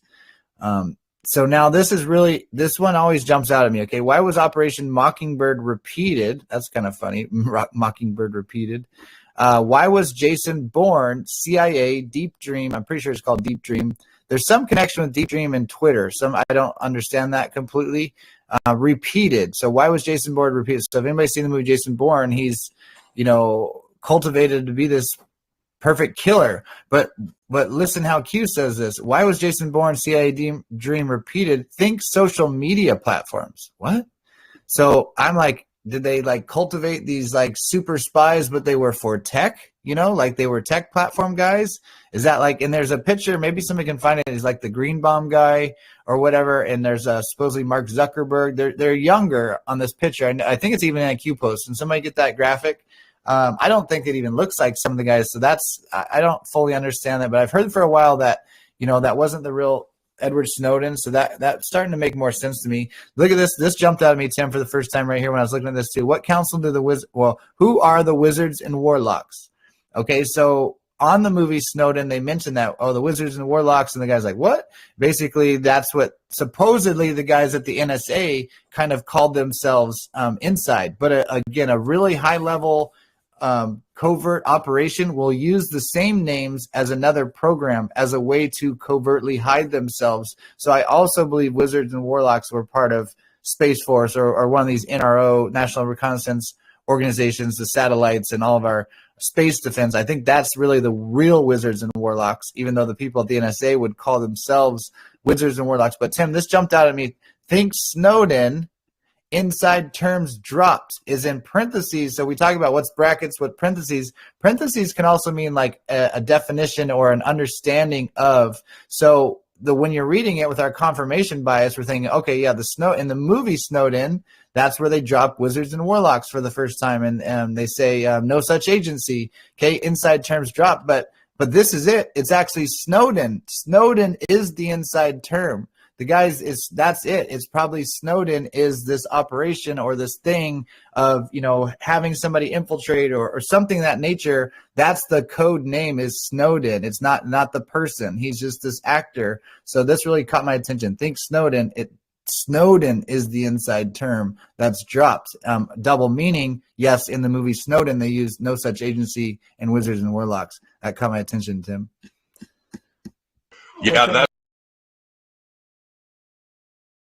I'll pop in here for just a second. 2026, pretty crazy covering all this stuff. So yeah, Snowden is the inside term. It's when they're basically, that's what I believe is when you have a breach in your intelligence agency, everybody is snowed in, locked in. Everyone must report immediately. So we know where the breach is, how far it goes. You're going to be questioned and you're going to figure out where the leaks are. Plus, as soon as possible. So it's the inside term is the Snowden.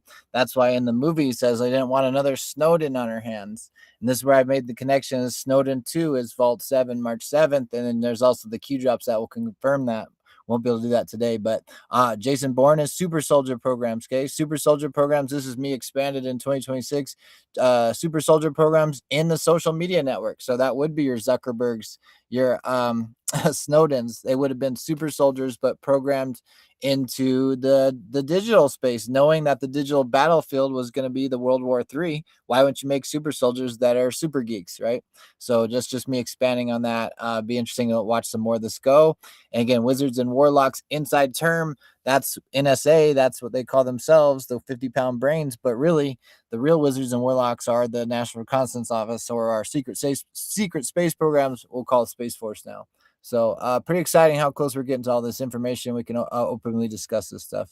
Thanks for watching, guys. Love. Oh, sorry. Go ahead. I was going to say, what's it mean to be snowed in? Right. So can you explain that more though? Where are you going with that? I was just talking about basically the black hats were basically locked into a position to where they couldn't get out of. Right. Snowed in. Yep. Yeah, and I totally agree, and it's funny because if anybody, I don't know, maybe Tim take that post down, probably the one I showed you, but it's the snowed in, and I took the picture of the snow as I said snowed in. That's funny. And then so did anybody find that off tar post? Did we get that off tar post, guys? Or I looked at the word snowed in, just how it's spelled, and it says snow den. You know, that could be referring to their underground bases in the ice. We were talking about Antarctica. And that's how I wrote it when I shared that picture. I guess I should have shared it to diggers, but is snowed in.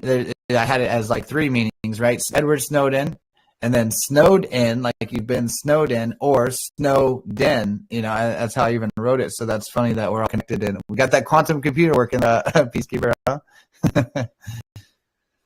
Yeah, and your answer to the billion-year-old pyramids below the ice. Well, you know, we have to always keep in perspective that there's a biblical part to this whole thing. And you know, when God created everything, He raised the mountains, He lowered the seas, He told the water where to stop. And if He had created an archaeologist that very same day, also, He would ask the archaeologist, so how old is that mountain? The archaeologist would have said, oh, it's 600 million years old. God would have laughed and said, no, I just created it today. So we got to keep that in perspective. Yeah, thank you for that. Thank you, Southern Gal, DOA. She said could also be Department of Appeals or Department of Army. Obviously, I was thinking dead on arrival, but I felt like there's double meanings. So thank you for adding those. Department of Appeals, Department of Army. That's in the kill box, DOA on that one. Somebody else had a mic open? Kyle. Yeah, I did, Kyle. I just want to check in with Mermaid. It looks like we have another hand up in the group tonight. All the Patriots raising their hands, getting involved. I love it. I love this open discussion. Like I said, this is part 1 of Snowden Sunday. We're going to have several of them in the future. So, I mean, we're just scratching the surface here. Yeah, we're bouncing around a little bit here and there, but that's kind of how we do it here. We fly off the seat of our pants and we work together as a quantum computer here, using Q drops, using information drops that you guys are pulling out and digging up on. So I'm going to check in with Mermaid. Mermaid, who do we got up for a question? Yeah, so Anna, go ahead. Yes, hi. I was just wanted to comment on this topic of Antarctica. Yeah, yesterday in another group from Spain, I was told that some politics have gone to Antarctica from Cantabria region, and that they all have, these politicians all have led some pre-recorded messages. So it's they are flying to Antarctica. It seems that might be. I don't know the source, and I can tell you more than that. But it's it's curious. So, Anna, let me ask you a question. Darren, thanks for coming on to our live recording here on week 1 of Snowden Sunday. What are your thoughts on Snowden? Is he a white hat, black hat, gray hat, double agent, good guy, bad guy? What do you think? I think he's a good guy. That's my gut feeling. 5-5, sister. Well, thanks for coming on and sharing with us. We appreciate all the input from everybody here. The chat's packed, Kyle. Man, I'm excited. Yeah. Keep her going, brother. Okay, so hey, Tim. Yeah, go ahead, buddy. I was just jumping in there, looking at his family tree. Like if we just look at on Wikipedia, it mentions his grandfather serving at the Coast Guard from 66 to 99, and then he there was another comment in there talking about how he was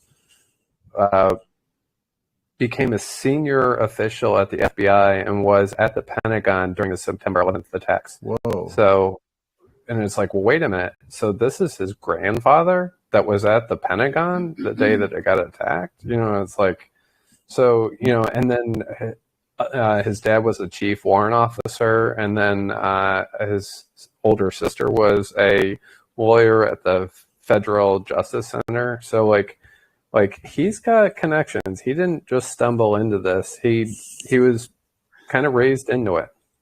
Oh, absolutely. Thank you. We're gonna. I'm sure Tim's about to say that. We're gonna read the his wiki because it is Well, important. you know what's funny, Kyle. Listen, you know what's funny is when Andrew came on, and I've been trying to get you to put this Wikipedia up for probably 17 minutes times 2, and then as Andrew says the Wikipedia, you had already just put it up on the screen. So quantumly connected here, and I really think we need to go through this Wikipedia. I agree with Andrew. This is where you're welcome. In part one especially. Tim. Yeah, thanks, Andrew. I just love how we connect here. It looks like you and Kyle are on the same page tonight. Kyle and I are a little bit off, but we'll get back to our connection too. But Kyle, thanks for putting this on the screen. And I know Mermaid, between you and Mermaid, maybe you guys could read through this because this will really help some of the new people also. I know it helped us about 6 months ago, Kyle, when we dug through this. So let's do it, brother. Part 1, Snowden Sunday. This is exciting times, folks. So just hang in there with us. Yeah, it really did. Reading this is eye-opening, and I mean, Andrew nailed it. And yeah, Tim, I got all these tabs, a bunch of Snowden stuff, and I didn't know if this was the way. I just clicked this one right as he said it. I mean, that was pretty interesting. I did want to say this too, why I had that picture up, because I came across this picture of this movie. Somebody shared it the other day recently too, and it was kind of in my mind. You notice, look at the sneakers are in red. So think about red shoes. To me, these guys look like they're like peeking in, and the way this guy's look on the end here, like he knows, is kind of like it made me think this was like some sort of. I have no idea what this movie's about. I know Andrew or somebody was shared a little bit. Sounds like it's kind of a deep movie. Might have to add this to the list here. But I just got this feeling it was like these are like good guys like peeking in, and like they know what you are doing. And they're keeping an eye on you. That's the sense I got when I saw this before any of that. And then Andrew happened to share about that movie today. It's kind of random because it was today. You watch this movie, and you'll be like, oh, somebody was trying to tell us something 2 decades, 3 decades ago. So like this movie was trying to shine some light on some stuff that 30 years before it got out, so they were trying to rip it out there so that way we could understand. And then, they call us all crazy because we're like, oh, well, we saw it, in the movie. And it's like, well, there's people on both sides of Hollywood. There's good people out there trying to sneak some stuff out there to help us. Hey, Steve Mnuchin didn't have anything to do with it, did he? Did you do a dig on them? Well, he's skull and bones at Yale, so yeah, I mean we might want to say that for another time, but yeah, he's a very interesting person. Well, if you're gonna play with get in the black hat, you're gonna have to play ball. Right. Interesting. And so now Steve Mnuchin, what was his title? Can you guys help me with there? Just even WikiLeaks, Wikipedia on him, and then he's the guy that's the movie producer, right? Or what is that? Go ahead, Andrew.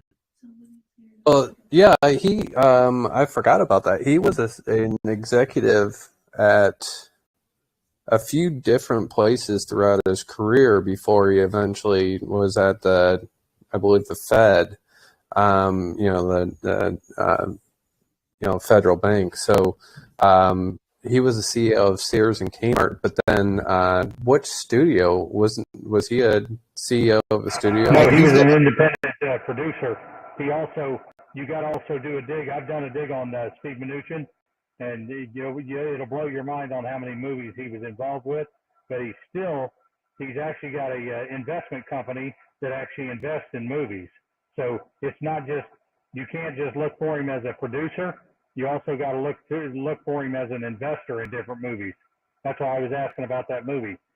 If you do a little digging on Steve Mnuchin and his partners, they're involved in a lot of different movies that are actually just like you just said, Andrew.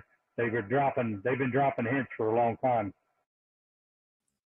That's fantastic stuff. I didn't realize it was that deep, and obviously I'm curious. I hope I catch when you get to talk a lot at length about that one. That's a whole can of worms. That how he's made a boatload of movies too, like a bunch of movies. And I thought he's part of the company. You said independent peacekeeper, so we'll have to do that one a different time. But I thought he was the people that Castle Rock. Castle Rock is what it is. He's part of Castle Rock, I thought, which is he also made like Seinfeld's. Think about how much money and resources they have just from that too. Yeah, basically, he was basically a producer, and he made a lot of money. But then him and another, I can't think of his name. He's actually still in the movie industry. It's a investment company to the Black Rock or Castle Rock. So in other words, where these producers, where these movies are being made, they've got to go find funding. Well, Steve Mnuchin is part of that funding to get the movies made. Right. Andrew, you had one more thing?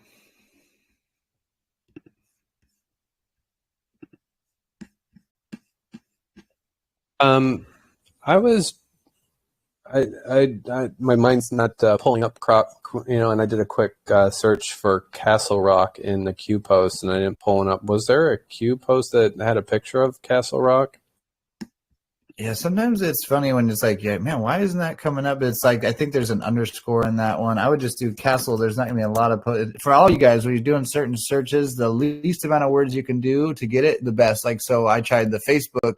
Actually, I did BITCH and I didn't get one. I'm like, dang it. So I just did Facebook is. See, and I got these 3 posts instead of trying to remember what the whole line is, where I just did Facebook is. So I'm just going to do Castle here. There's probably not too many. 23 is more than I was expecting, but I'm sure we can find that pretty quick. Castle Online, Castle Green, Castle Lock. That's what there's. Castle Lock. I don't know if there's Castle Rock though. We'll see.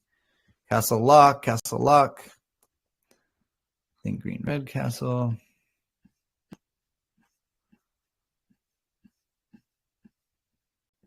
Ooh, look at that picture. Boom.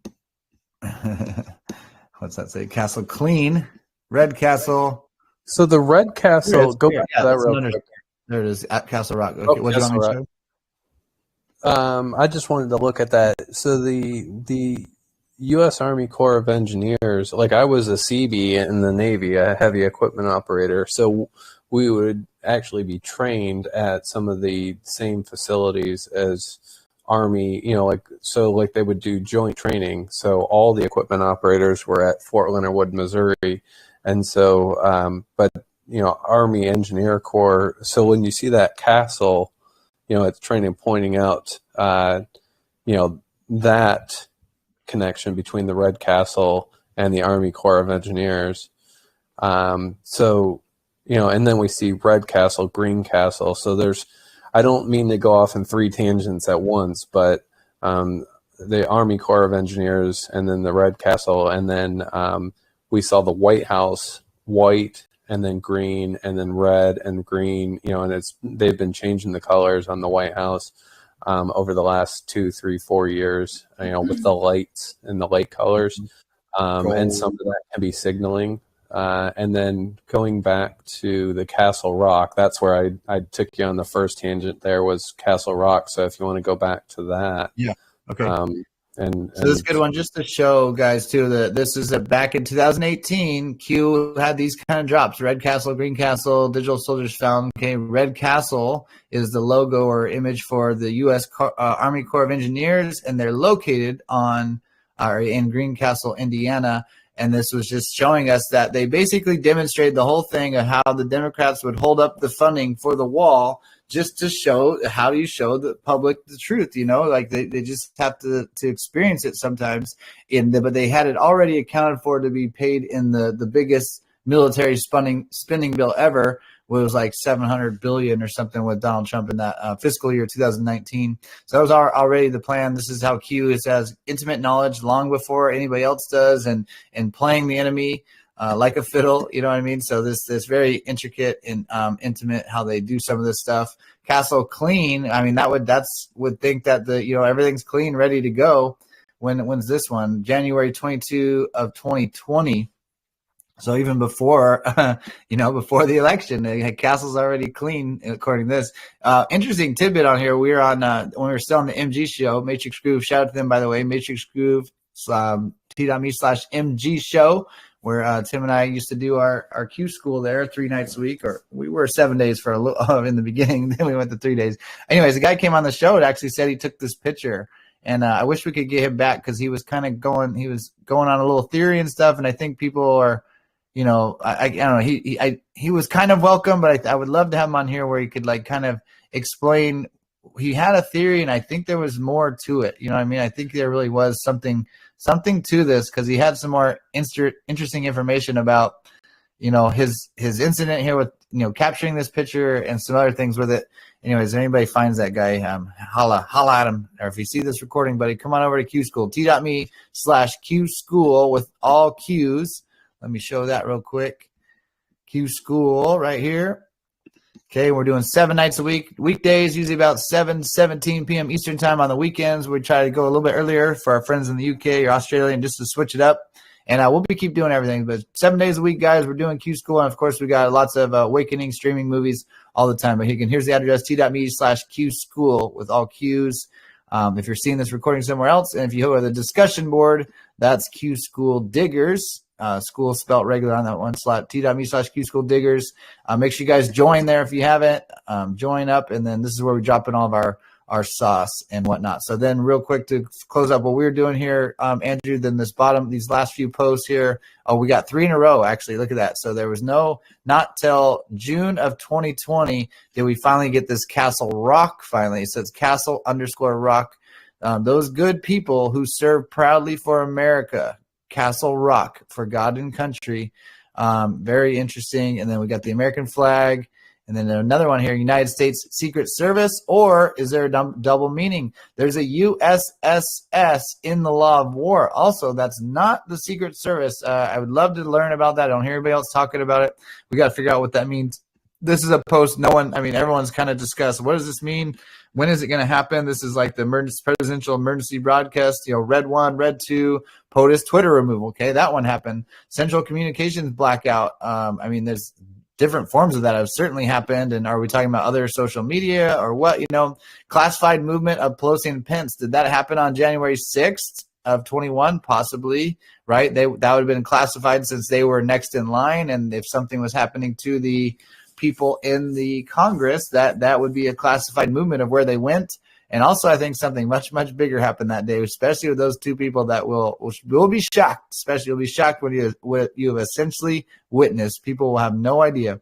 Movement of military assets, 10th Mountain, 1st Marine. What's CPSD, Andrew, or Peacekeeper?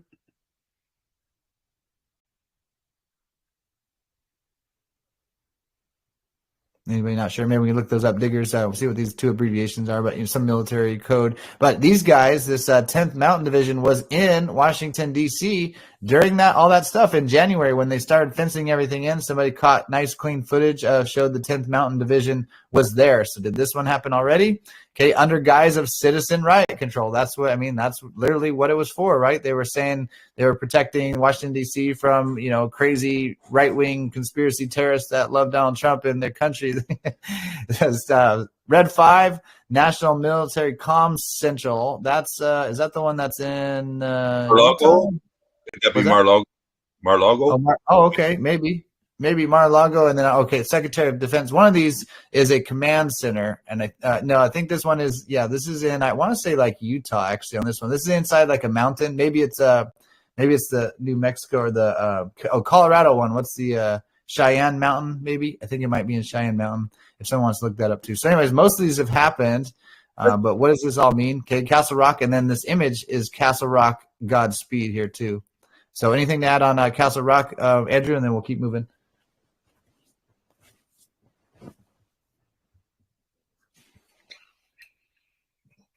I was just trying to get to the quick result on the CPSD. I didn't nail anything on that one. So if anybody's still digging on that one, I'd be interested to know. I was just digging in on the 10th Mountain real quick. By the way, guys, too, like what Andrew did on this Wikipedia, when maybe we start being a little more organized and we kind of have a topic maybe ahead of schedule. And Tim, maybe we could try to do that in the future, pick the topics for the week like ahead of time. And then what would be beautiful is we kind of, start sharing some sauce on a topic. And what I would love to see, guys, if in the future, we have Wikipedia here, but let's say it's whatever kind of story, okay, a news story, like somebody reads this news story, okay, somebody else reads another one, and the 80-20 rule, and that's interesting. I just saw 80-20% in, was it one of these posts? 80-20 rule is, basically 20% of the article is going to have 80% of the main meat and potatoes of it. So if you guys could read an article beforehand and get the gist of it, pick out the best parts. You read the whole article, it took you 10 minutes, whatever, and then we're going to, go on Q School and say, hey, a Southern gal or somebody, like, what'd you get from this article? And you guys just share the big meat and potatoes from the article, the big points, pull out the important stuff, give us a little brief, and then bam, we just keep moving on. I think that's going to be really powerful and valuable, especially for our Q schools. But so, Tim, we can facilitate that by starting to maybe try to pick the topics for the week ahead of time, and then people can start digging, and then we'll start, hey, let's get this article going, and kind of nominate people who want to read it and come on and share the gist of that. I think that'll be powerful. Oh, you're funny. Yeah, you mean we're not going to fly by the seat of our pants anymore? I mean, we're going to break our style. We're not breaking our style. No. We're just going to keep motoring ahead, just like anybody else would, brother. I almost said that right now. Okay, let's get back to Wikipedia, man. I've been really anxious to have everybody see that. Yeah, I have been. We're an hour and 46 minutes into this recording, Kyle. So maybe we'll go another half hour. We'll get it close to the 2:17 mark. Maybe I'll keep an eye on the clock. Timing is everything, right? So let's cover this, brother, and bring Mermaid on. She loves reading with us, and let's learn some more about Snowden here. Okay, and one more question. This should be a simple wiki lookup for, is Fort Meade, is that where the NSA is? Isn't that where the NSA? Yeah, it is the home to the, okay, I found it, guys, beat you. It is the home to the National Security Agency. So think about that. Snowden moved with his family to Fort Meade, which is the NSA, right? In the early 1990s, while still in grade school. Okay, they're telling us when we're paying attention what's really going on with Snowden. Some more things to add to that. They'll pop when we did our Snowden dig 6 months ago. I think he goes by Omega now or something. Space is his name, Brilliant Anon. I wish we could maybe get in touch with him. Well, yes, Woods. JD. Yeah, if we can get it, I'd love to see him back and we can maybe work all together. He found some really good digs. One of them was, again, I know the Booz Allen thing, but the college, I want to say maybe it was like the University of Maryland or something. Snowden worked at one of these places, and that's when we first started getting the connection where he might be a white hat, because that was actually part of the NSA. It was like this low-key job that he's with the NSA. And then the other part, too, from the movie Snowden, when he breaks his leg, JD is another military person as well, and he was like, why would he go in on this 18X? That was what do they call that piece here when you're getting your code, like what job you're going to go into. He went under this 18X title, so we got the 18 in there, which is interesting. And then, but that was for like major special forces people, like like the legit, the biggest, baddest dudes are the best. And then he's this kind of computer nerd guy. Like, why would he even go into that program? That definitely caught JD's attention, and he talked about that as well too. So we're going to read the WikiLeaks. I want to do one more quick. There's a little tiny video of we missed it at the beginning where he just kind of starts saying, Edward Snowden's like, wait, can you do this? The other video I played kind of skipped this first part. This is only a 1 minute clip. I want to play it real fast because he says, oh, you got a little Snow White in you. And then he says it again later. We saw the second one. So think about that too. He calls him Snow White twice. Okay, interesting. This is all you need. He actually calls him 3 times. Snow White 3 times in the clip. Get the ad blocker. Get the ad blocker. It's Code School. Evervive, our sponsor. Oh, yeah. Thanks, Tim. And then we got, again, some more people are purchasing the products. Thank you guys so very much. Just love it and so exciting. I'm happy for Pat and them too. I'd be curious how things must be going well for them too. And thank you guys here. Our sponsor, Evervive. CBD moisturizer. Got some really great skin products. They have 2 main products right now, keeping it simple and just making amazing products, and they're going to keep expanding. But school as the code, spell either way, and either way you'll get 10% off, and then it goes to help out the show a little bit as well too. We get a little commission off that, so we partner with some amazing people. Pat, I'm not sure if those guys are here tonight. They were in Saturday night. Yeah, buddy. Yeah, I know. Put their logo on the screen again there. I got to show you something. I just spotted it. I don't even know if Pat knows this, but this is how we kind of work. Where's the EverVibe? There. Okay. Oh, you're flipping around here. I'll get you the one. I'll get you. I have it on the other thing here. Hold on. I got you. Just the title, EverVibe. Okay. I see. Oh, boy. Look at you go. Okay, there we go. 1, 2, 3 E's. E is the 5th letter of the alphabet. So there's some 5 5s in there and 3 V's. And V is 23, pain. 5 5, pain. And there's an R in there, by the way. And there's an I for the missing eye. Oh, my God. I don't know. That's funny, man. Are we getting too carried away here, Tim? No, I like it. And look at the V's. Isn't that kind of like a like Hebrew symbol? Or hopefully I don't offend anybody if that's definitely not. I feel like that's also like an ancient symbol or something. I don't know. Maybe not. 5 anyway, stars. Don't forget the 5 stars. Wow. Go ahead, buddy. Did you see that I shared the acronyms that are the possible results? No, let me check it out. Thanks, buddy. Oops. Because it returns some interesting. I just dropped it, so scroll probably. Yeah, it's probably towards the very end. Keep going. Yep. And then there we go. Now read through those and see which one pinged. Okay, CPSD, Cambridge Public School District. Hold on. What's the post again? Yeah, well, I'll give you the gong, or the bzzz. No.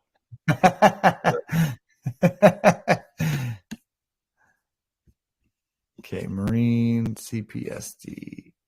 Give him the gong. I love that. Contingency Planning and Support Division, FEMA. That's what it is right there. Boom. That's it. Well, go down a little further, buddy. Okay, Consumer Protection and Safety Division, Clover Park School District, Cryptologic Systems Divisions, U.S. Air Force, Cross Power Spectral Density. What the hell is that? Air Force. I think Air Force is the ding, ding, ding, ding, ding. Coral paint, sand dunes, and then, but it's also, Tim, definitely this one though. FEMA is a major part of this whole thing. Check out the executive orders. By the way, guys, we haven't talked about this in a while. Is make sure you get the app Trump Tracker. Get the Trump Tracker app. You'll see what it looks like here on my screen. Get it on iPhone, Android, whatever. It looks like this. Got the Trump avatar with the blue, and then the red dot. Definitely made by some white hats here. This app. It should pop up in just a second. I think I clicked it. There it goes. Okay, you got all kinds of stuff. Trump news, Trump events, rallies, anything present going on, Trump press releases. You get notifications, got the Twitter of all the different Trump family members, presidential archives. Okay, it's got executive orders in here. We're going to do a whole class on just show a school of just the executive orders in here. And there's some major things with even the Environmental Protection Agency, FEMA, and the Office of the Management of Budget. The OMB is a major role, and nobody's talking about this. It's that OMB is almost in like the majority of these big executive orders. You're like, wow, there's something going on there, and nobody talks about it. It's almost like the OMB might be actually like who's really in charge. It's like the way the executive orders seem to read to me. I mean, I'm not the best at these legal, type of things, but if we read it, there's something going on with the Office of the Management and Budget. There's some interesting executive order with the Environmental Protection Agency, and then FEMA there too. I definitely think it's FEMA. I mean, the Air Force, that's an interesting connection, Tim. I mean, double meaning, but that one really jumped out of the FEMA there, because when you read the executive orders, the FEMA stuff just like jumps out, or the Environmental Protection Agency. So we got those two options, and then did anybody look up this one too? QVIR. So check it. So post that when you get a chance to.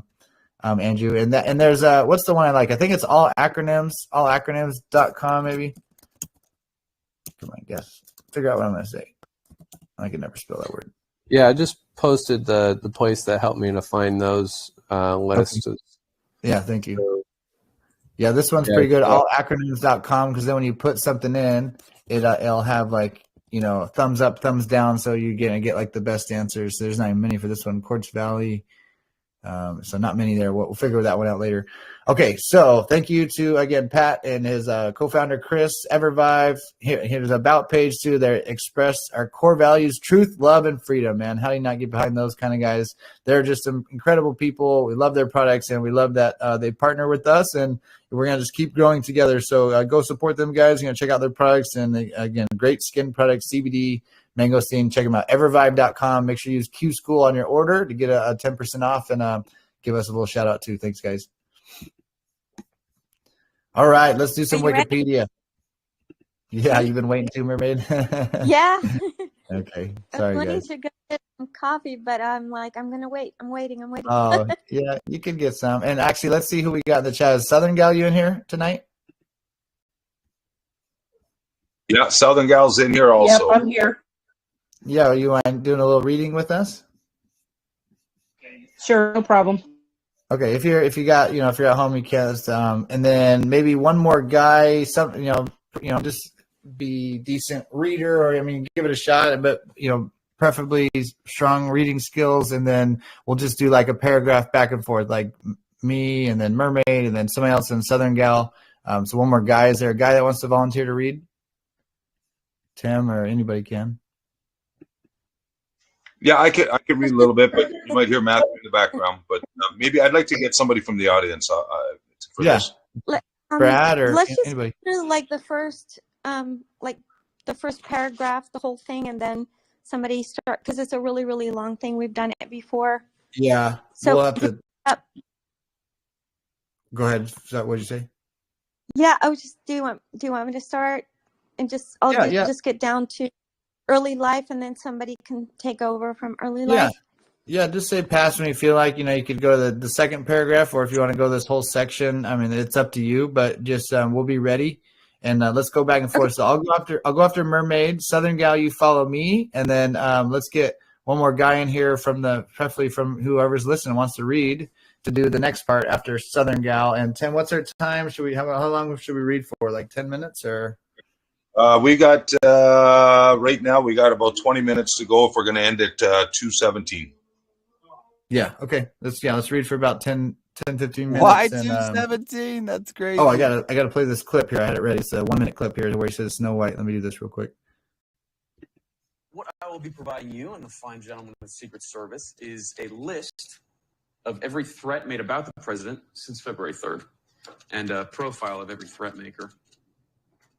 And these are like existing targets? Like 99% are going to come from the bulk collection program, so upstream muscular tempora prism. Prism? You got a little Snow White in you. Which makes me feel like a witch bringing you a poison apple. Exhibit A. Oakland resident Justin Pinsky posted on a message board. Romania has a storied history of executing their leaders. Couldn't they do us a solid and take out Bush? Oh, this looks juicy. It's from a G-chat. With the biggest python you've ever seen. How is this all possible? Keyword selectors. Attack, take out Bush. So think of it as a Google search, except instead of searching only what people make public, we're also looking at everything they don't. So emails, chats, SMS, whatever. Yeah, but which people? The whole kingdom, Snow White.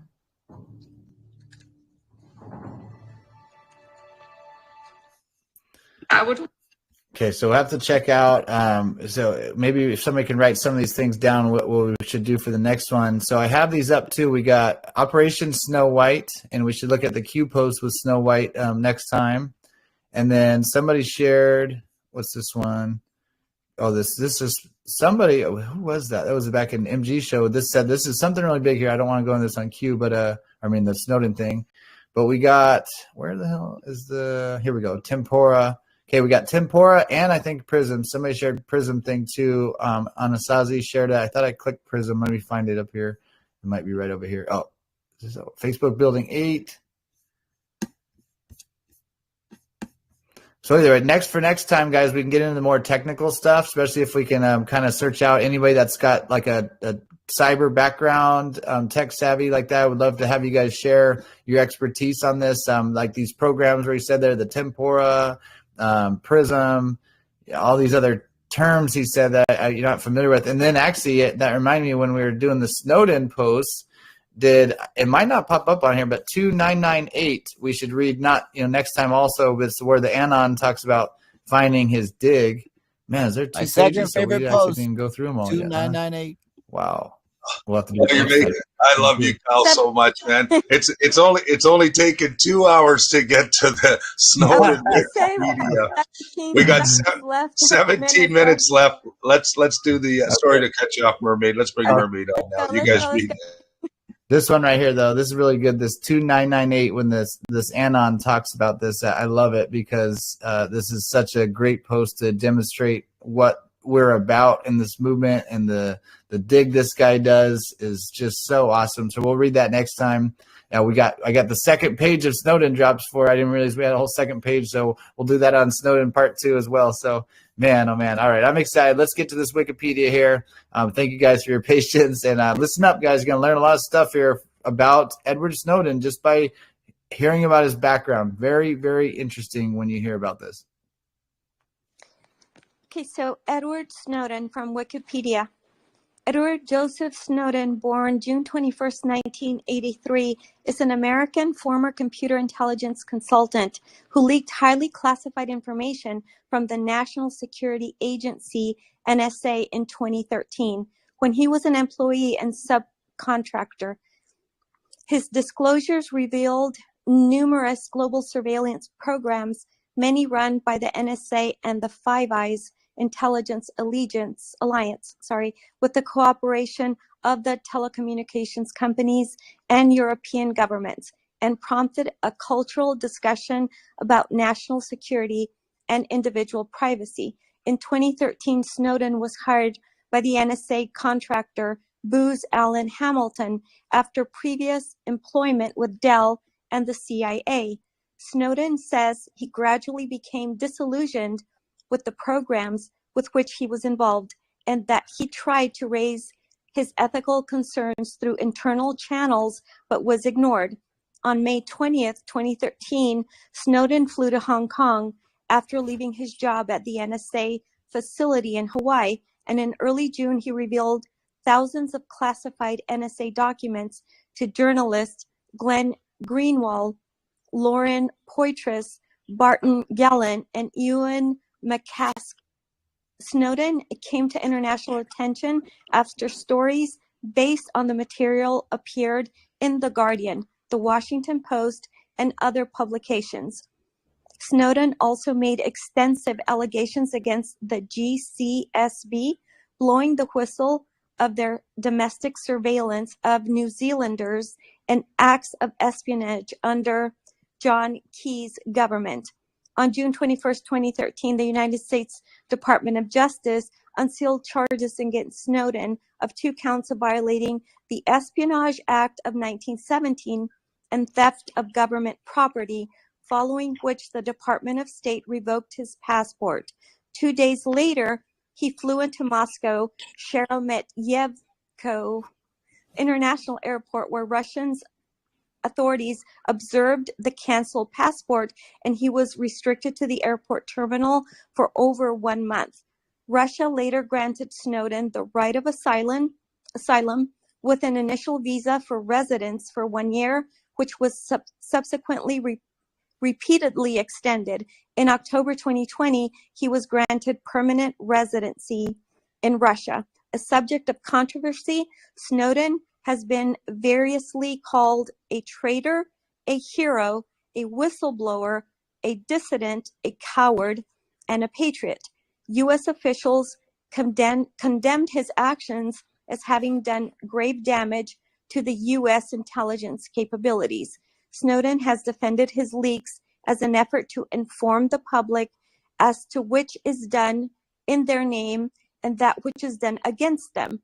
His disclosures have fueled debates over mass surveillance, government secrecy, and the balance between national security and information privacy. In early 2016, Snowden became the president of the Freedom of the Press Foundation, a San Francisco-based nonprofit organization that aims to protect journalists from hacking and government surveillance. He also has a job at an unnamed Russian IT company. In 2017, he married Lindsay Mills. On September 17, 2019, his memoir, Permanent Record, was published. On September 2nd, 2020, a U.S. federal court ruled in the United States versus Moalen that the U.S. intelligence mass surveillance program exposed by Snowden was illegal and possibly unconstitutional.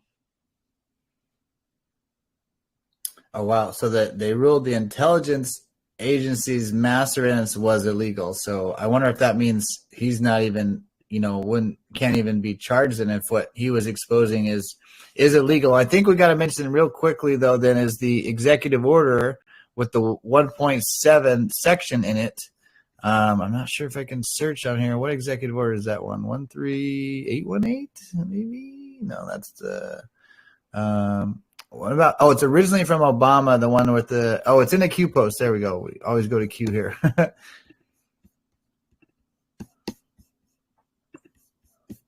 So we'll do 1.7. Okay, this obviously important enough that Q has shared this multiple times. Okay, Executive Order 13526, Section 1.7, Classification, Prohibitions, and Limitations. In no case shall information be classified, continue to be maintained as classified, or fail to be declassified in order to conceal violation of law, inefficiency, or administrative error; 2, prevent embarrassment to a person, organization, or agency; restrain competition, or prevent or delay the release of information that does not require protection, in the interest of national security. Q. So that just made me think of that. And whoever was saying it earlier, I forget who was talking about it, but this was originally signed, I believe, by Obama. So take that for what it is. Also, what you were theorizing. Okay, so I'll read next. I'll just read next, and then Southern Gal ready to follow me up, and then hopefully we got another volunteer guy, and then back to Mermaid, and we'll probably each maybe read around 2 rounds, and then we'll see what time it is. Anything to add, Tony? Tim, or are we doing okay? No, I thoroughly enjoyed that first paragraph. The 1917 stood out to me only because of the fact that how many times did Trump talk about 1917? Dude, so you read my friggin' mind, man. Just keep that, keep that in mind. And of course, I was right on the marriage date was September 17th of 17. So a couple more 17s. Nailed it, buddy. Hey, Kyle. And, I in the Diggers chat about the Five Eyes, and then it branches out from there to bigger groups, but the intelligence cooperation between countries. Okay. Let me just read this. In 1946, an alliance was formed between 5 Anglophone, is that the word? Countries and their security agencies. The U.S., NSA, the UK, GCHQ. Really important, guys. They're totally involved in Spygate. Major role, okay? Australia. Oh, ASD. I just saw that in a post. I was like, what is ASD? It's the Australians Intelligence Agency. Interesting. That's so cool. We're getting these dots. Canada, CSEC.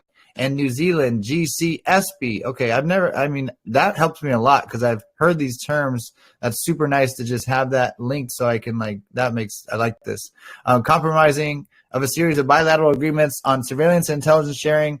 Though these arrangements are commonly referred to as the United Kingdom / United States Communication Intelligence Act, UK-USA agreement, the documents underpinning the Five Eyes alliance are numerous, intricate, and secret. Pursuant to these arrangements, each of the Five Eyes states, so by the way, it's USA, the USA, United Kingdom, Australia, Canada, and New Zealand. Okay, they basically all work together to share information on surveillance, but they basically they skirt the rules in that way to kind of spy on their own people. Although according to, I believe it was Ted Cruz said there was maybe Devin Nunes, there was no paper trail which showed where they were getting their surveillance on Donald Trump with, meaning they were using back channels, specifically the GCHQ, which is mentioned in Snowden quite a bit. They had some really powerful tools there. Okay, pursuant to these arrangements, each of the Five Eyes states conducts interception, collection, acquisition, analysis, and decryption activities, sharing all intelligence information obtained with the others by default. Information on the Five Eyes. It's also spelled Five Eyes like F-V, E-Y, 5E. That's Five Eyes.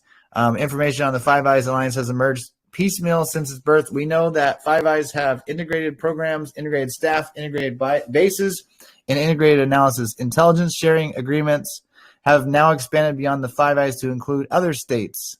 Nine Eyes, the Five Eyes, the additional Denmark, France, Netherlands, Norway, and so on and so forth. Here, you guys can read through those different countries we have with that one. Thank you, Andrew, for sharing that. And there's a link too about the DNI. You guys check that out, read that on your own time.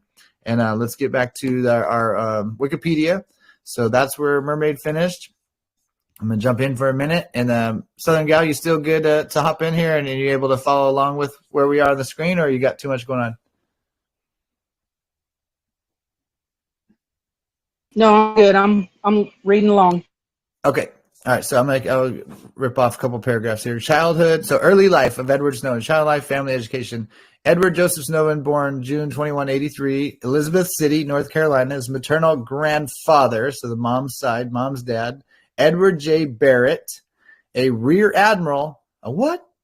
In the United States Coast Guard, became a senior official with the FBI and was at the Pentagon in 2001 during the September 11th attacks, just like I think Andrew shared earlier. Wow. Snowden's father, Lonnie, was a warrant officer in the Coast Guard, another Coast Guard, and his mother, Elizabeth, is a clerk at the U.S. District Court for the District of Maryland. I thought she was military too. His older sister, Jessica, was a lawyer at the Federal Judicial Center in Washington, D.C. Edward Snowden said that he had expected to work for the federal government, and as had the rest of his family. His parents divorced in 2001, and his father remarried. Snowden scored above 145 on two separate IQ tests. Interesting. Two Snowdens. In the early 1990s, while still in grade school, Snowden moved with his family to the area of Fort Meade, Maryland, home of the NSA.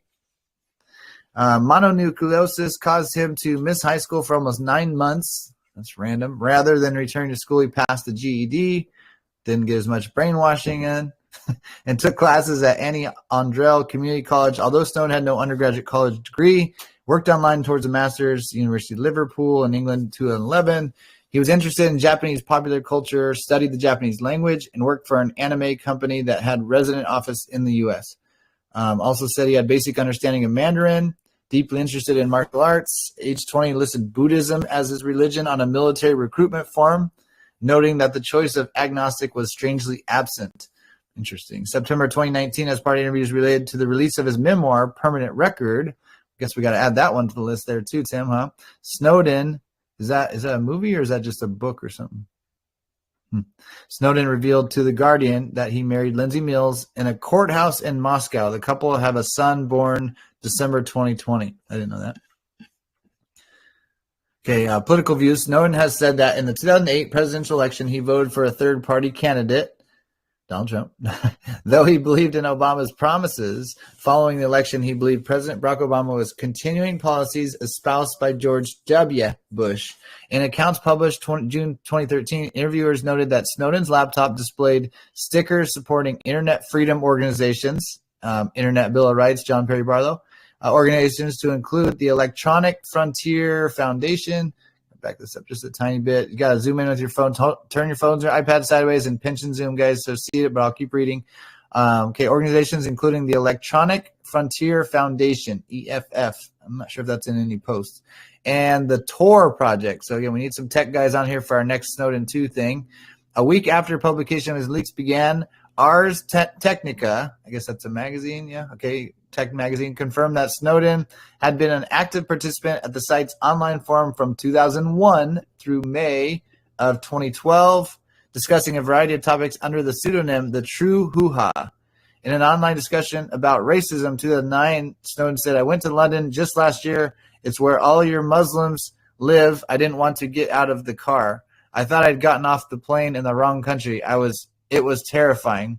So they got to always add the racist angle there, but I mean, that's an odd thing to say too, though. In January 2009 entry, The True Hoo-Ha exhibited strong support for the U.S. security state apparatus and said leakers of classified information should be shot in the balls.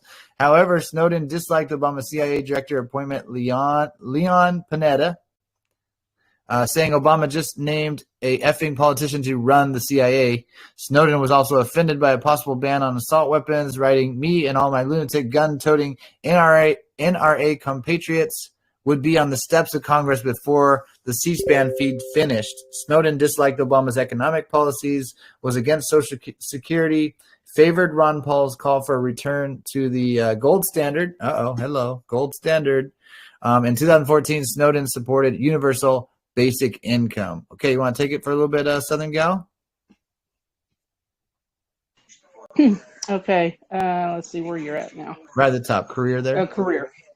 Feeling a duty to fight in the Iraq War to help free oppressed people, Snowden enlisted in the United States Army on May 7th of 2004 and became a special forces candidate through its 18. You got to scoot over. Yeah, sorry. Yeah. And this is the key that I was telling you about. That this is like a total, like a heavy duty special forces program. It just doesn't make sense for a computer geek to go into that route. That's what, again, JD did a nice dig on that for us months back. We'll have to look into that more as we do some more Snowden stuff. Yeah, just bear with me. It's a little bit longer, and I don't want to zoom back any farther. I'll make it too small. So just bear with me when we get on to the end of each sentence. I'll go back and forth for you. Okay. Enlistment option. He did not complete the training due to bilateral tribal stress fractures and was discharged. Sorry, you're good. This is just a bone fracture. That's right. That's all good. Sorry.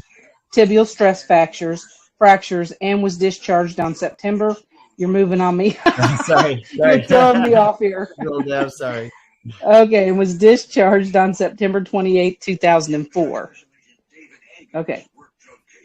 Gonna have to scooter over. I know. Snowden was then employed for less than a year in 2005 as a security guard at the University of Maryland Center for Advanced Study of Language, a research center sponsored by the National.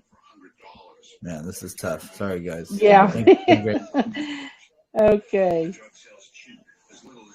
Where are you at here? Okay, I'm you know what you might want to do? I need to open it up myself. Bring out Wikipedia, and I'll just scan as best I can so people can read along. I think that's the best way to do that because it's just too wide on my screen. Yeah, and I don't know any other way. Right. So sorry. Thank you for that.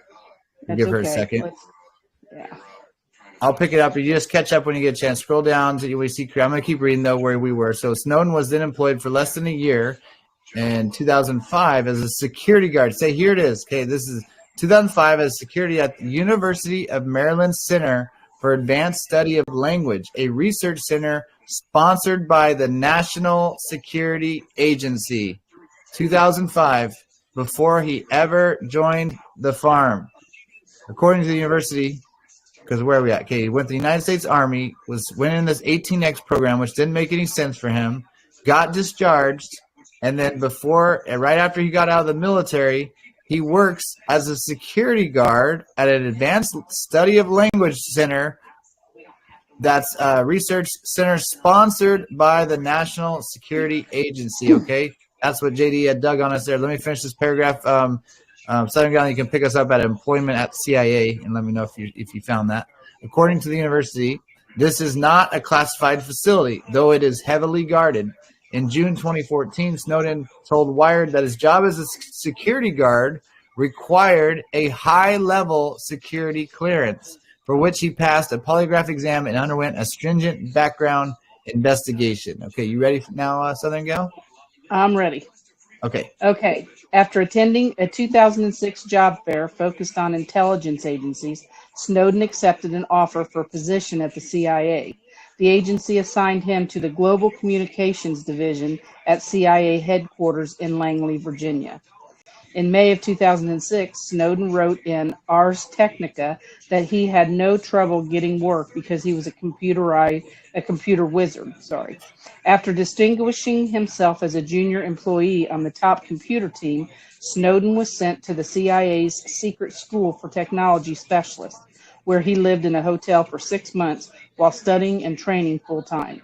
In March of 2007, the CIA stationed Snowden with diplomatic cover in Geneva, Switzerland, where he was responsible for maintaining computer network security. One second. Assigned to the okay.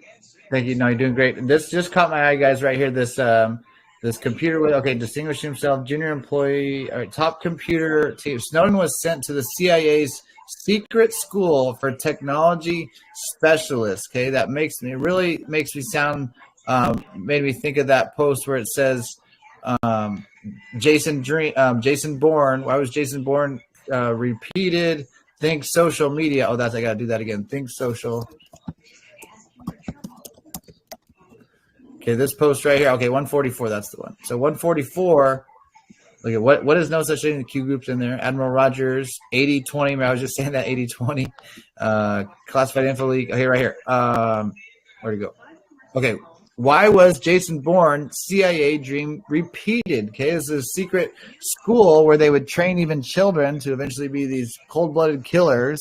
I don't know if they always erase their memory or if that's just from the movie because he hit his head. But think social media platforms. This sounds exactly like what we're reading here right there. This was their special tool to, have these freaking spies that were tech geeks, right? CIA's secret school for technology specialists there. Okay, so back to you, Southern Gal. 2007, CIA stationed Snowden in Geneva, diplomatic cover in Geneva, where he's responsible for maintaining computer network security. Okay, back to you, girl.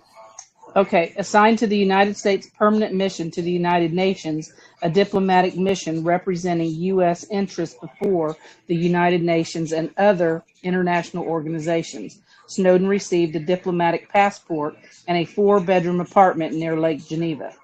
According to Greenwald, while there, Snowden was considered the top technical and cybersecurity expert in that country and was handpicked by the CIA to support the president at the 2008 NATO summit in Romania. Snowden described his CIA experience in Geneva as formative, stating that the CIA deliberately got a Swiss banker drunk and encouraged him to drive home. Snowden said that when the latter was arrested for drunk driving, a CIA operative offered to help in exchange for the banker becoming an informant. Uli Maurer, president of the Swiss Confederation for the year 2013, publicly disputed Snowden's claims in June of that year. This would mean that the CIA successfully bribed the Geneva police and judiciary. With all due respect, I just can't imagine it, said Moore. In February of 2009, Snowden resigned from the CIA. I think that incident's in that movie, Snowden. I think that's kind of what's happening there. And just same thing. Think Mir, right? They got the power and they put their screws in these guys. Go ahead. Keep going. NSA subcontractee as an employee at Dell. In 2009, Snowden began work as a contractee for Dell, which manages computer systems for multiple government agencies. Assigned to an NSA facility at Yokota Air Base near Tokyo, Snowden instructed top officials and military officers on how to defend their networks from Chinese hackers. Snowden looked into mass surveillance in China, which prompted him to investigate and then expose Washington's mass surveillance program after he was asked in 2009 to brief a conference in Tokyo. During his 4 years with Dell, he rose from supervising NSA computer systems upgrades to working at what his resume termed a cyber strategist and an expert in cyber counterintelligence at several U.S. locations. In 2010, he had a brief stint in New Delhi where he enrolled himself in a local IT institute to learn core Java programming and advanced ethical hacking. In 2011, he returned to Maryland, where he spent a year as lead technologist on Dell's CIA account. In that capacity, he was consulted by the chiefs of the CIA's technical branches, including the agency's chief information officer and its chief technology officer. U.S. officials and other sources familiar with the investigation said Snowden began downloading documents describing the government's electronic spying programs while working for Dell in April of 2012. Investigators estimated that of the 50,000 to 200,000 documents Snowden gave to Greenwald and Poitras, Most were copied by Snowden while working at Dell. In March of 2012, Dell reassigned Snowden to Hawaii as lead technologist for the NSA's Information Sharing Office. Wow, great job, guys. Okay, Kyle, we're just about running out of time, so let's leave it on the next Sunday, this coming Sunday when we do part 2. We'll start at the NSA section there with that Booz Hamilton character. There's another one that we're going to do some digging on. But Kyle, let's you can do a quick recap on our first part of the Snowden Sunday, and I've got a closing video all lined up for you, brother, and look forward to next Sunday. Dig on Snowden. Right on, man. Yeah, so much to uncover, man. We just crushed it, knocked it out of the park. Thanks to the readers there, Mermaid, Southern Gal. Thank you guys so much. Thank you, Andrew, and everybody else that shared today. A lot of great information. I think it's going to just get even better, especially when all of us kind of start doing our own little separate digs on Snowden. I, again, just highly encourage that in the future. If you have your own little separate dig on an article or something, like just kind of get a few key facts together, you know, write even a few notes, so you're like the highlights, and then come on Q School and share us what you found on some of these articles, and it's going to help us out and just keep, you know, streamline everything, make it move really fast. But it's love this topic just because, I mean, you guys see it. There's so much to this. He's a huge player in this. Snowden 1, Snowden 2, the 17s that pop up, and the actor or the Snow White. And so we got, look at that, 56 drops with Snowden in there. I mean, that's a boatload of drops there. So we've just barely scratching the surface still, even though we scanned the first half. So we'll have the second page. I would like to in the future to have some cyber guys in here, computer savvy people. Please let's figure out a time we can get like at least 2 or 3 of you on here and talk about some of this stuff here, like Prism, X key score, and other those things they mentioned in the video there with, you know, the tools they were using, and kind of just, you know, just give us a little insight on that, help us understand how that all works and whatnot. And yeah, man, there's so much. So hopefully you guys keep reading the Snowden drops, and maybe we'll have another vote here too, Tim. See what, maybe we'll do another poll on white hat, black hat. Those are always fun though, either way. And we love it, guys, and keep an open mind. And we're not sure, right? We're trying to find the answers. And I'm a hopeless optimist. It certainly makes sense in my mind to the White Hats to be in control of everything, that they had a double agent, right, and infiltrated their infiltrators. And then it's, you know, the confusion though is if Snowden's an actor, who's the real Snowden? What's his real name? Like where's he at? What's he doing? Somebody in our chat claims he's one of these Q decoders. I don't like that word, I guess, Q decoders, but somebody that's kind of in the movement, an anon. I just don't know enough about it, but that's out there, I guess. And then, yeah, so these other stuff too. Project Deep Dream, right? Jason Bourne. Why Jason Bourne thinks social media, that post is just strange to me, right? Like, what is that post when you think social media? We still got to find that off-tar. Did anybody find the off-tar post? How come we can't find that? What are we typing wrong? Oh, it's TAR. Is it? Wait, off? Isn't it just TAR? Kyle, while you're looking for that, I also wanted to say, do you notice that in the beginning where he was handpicked, well, let me back up for a second. He didn't finish high school. He got his GED. He did online college courses. And even though he comes from a military background with his family, but did you notice that as we continued reading on, that he was handpicked for certain things? They wanted him to do this, and he was assigned to this, and just on and on and on. That the average person probably, would not have been picked for something, like that. But yet now, especially after all that we know, now he's a horrible person, and he messed up, everything with the NSA, and he messed up things for the government. It's almost like they set him up. You know what I mean? Guy. Yeah. Yes. I like where your head's at. Awesome. Thank you for that. Good eye. Great job. So I found this dang thing at Peacekeeper. It's off/tar is the way Q used it. I want to actually see if there's more than one of those now too. But you want to just give us a quick brief? We're closing up here, but we'll set it for next time. But maybe a little quick brief of what off-tar means in the military. I don't think he's in the chat any longer, brother. Okay. Let's wrap it All up. right, Get it next time. Get it next time. But yeah, guys, so much drops. So keep reading them. Check them out. See if you guys find some other things. See if there's drops with Snowden that doesn't have the @ And there's also still drops with ES too, guys. The ES, are those all Eric Schmidt or is there Edward Snowden ones too? So it's 56 plus because these are the ones just with Snowden.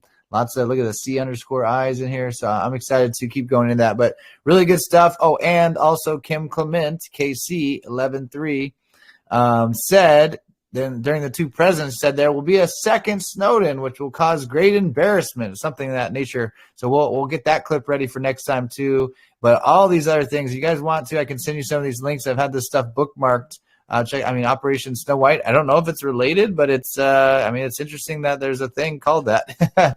And then we got the tempura. Some of these different programs, one in the prison. Want to learn about this stuff in the next time or the second or third installment where we get some savvy cyber guys on here. So great show, guys. Thank you so very much. Thanks for hanging out with us on a Sunday. It's been quite a day. Been just a journey anyways, huh, Tim? Making these recordings and doing the videos. I wouldn't have it any other way, though. I love you guys so much. Thank you for all your help. We did doing a great job here, and we're going to keep crushing it moving forward. So any last words, Tim? And I think you got a video for us maybe, and what do you want? And we'll end it up. Yeah, I've got a nice closing video again. Go to Q School. It's set up for you. And I just want to thank everybody for joining us on our first Sunday Snowden part 1 dig. We're going to be doing this for several weeks coming up. So every Sunday is going to be booked for Snowden. And don't forget, we're on here 7 days a week. During the week, the chat will usually be open at 5 o'clock Eastern, and that's the Q School preschool section where we play several videos and stuff and get everybody warmed up for our Q School. And Q School is at 7:17 Eastern Standard Time, Monday through Saturday. But the weekends, just keep an eye on the schedule on weekends. We're having some fun with like Ladies' Night this Saturday. Donald Trump will be speaking, so we'll be doing a Trump decode definitely this Saturday. But again, thank you for all your hard work, and I want to thank the 4 managers of Q School again, with Mermaid Q, Highlander. We have Peacekeeper and where is she? Kelly, and right after we stop the recording, we're going to bring Kelly on. She loves to bless us with a beautiful prayer. Kyle, I love you, brother. You rock. I love your excitement. I love how you do this. You do flip around a lot, and I got to take my what do you call that? The flying medicine there, the seasick medicine. But you know what? It's all fun, and you can tell we love it. It's from the bottom of our hearts and souls. We thank everybody, and we just love digging for the truth. So God bless you all, and where we go one, we go all.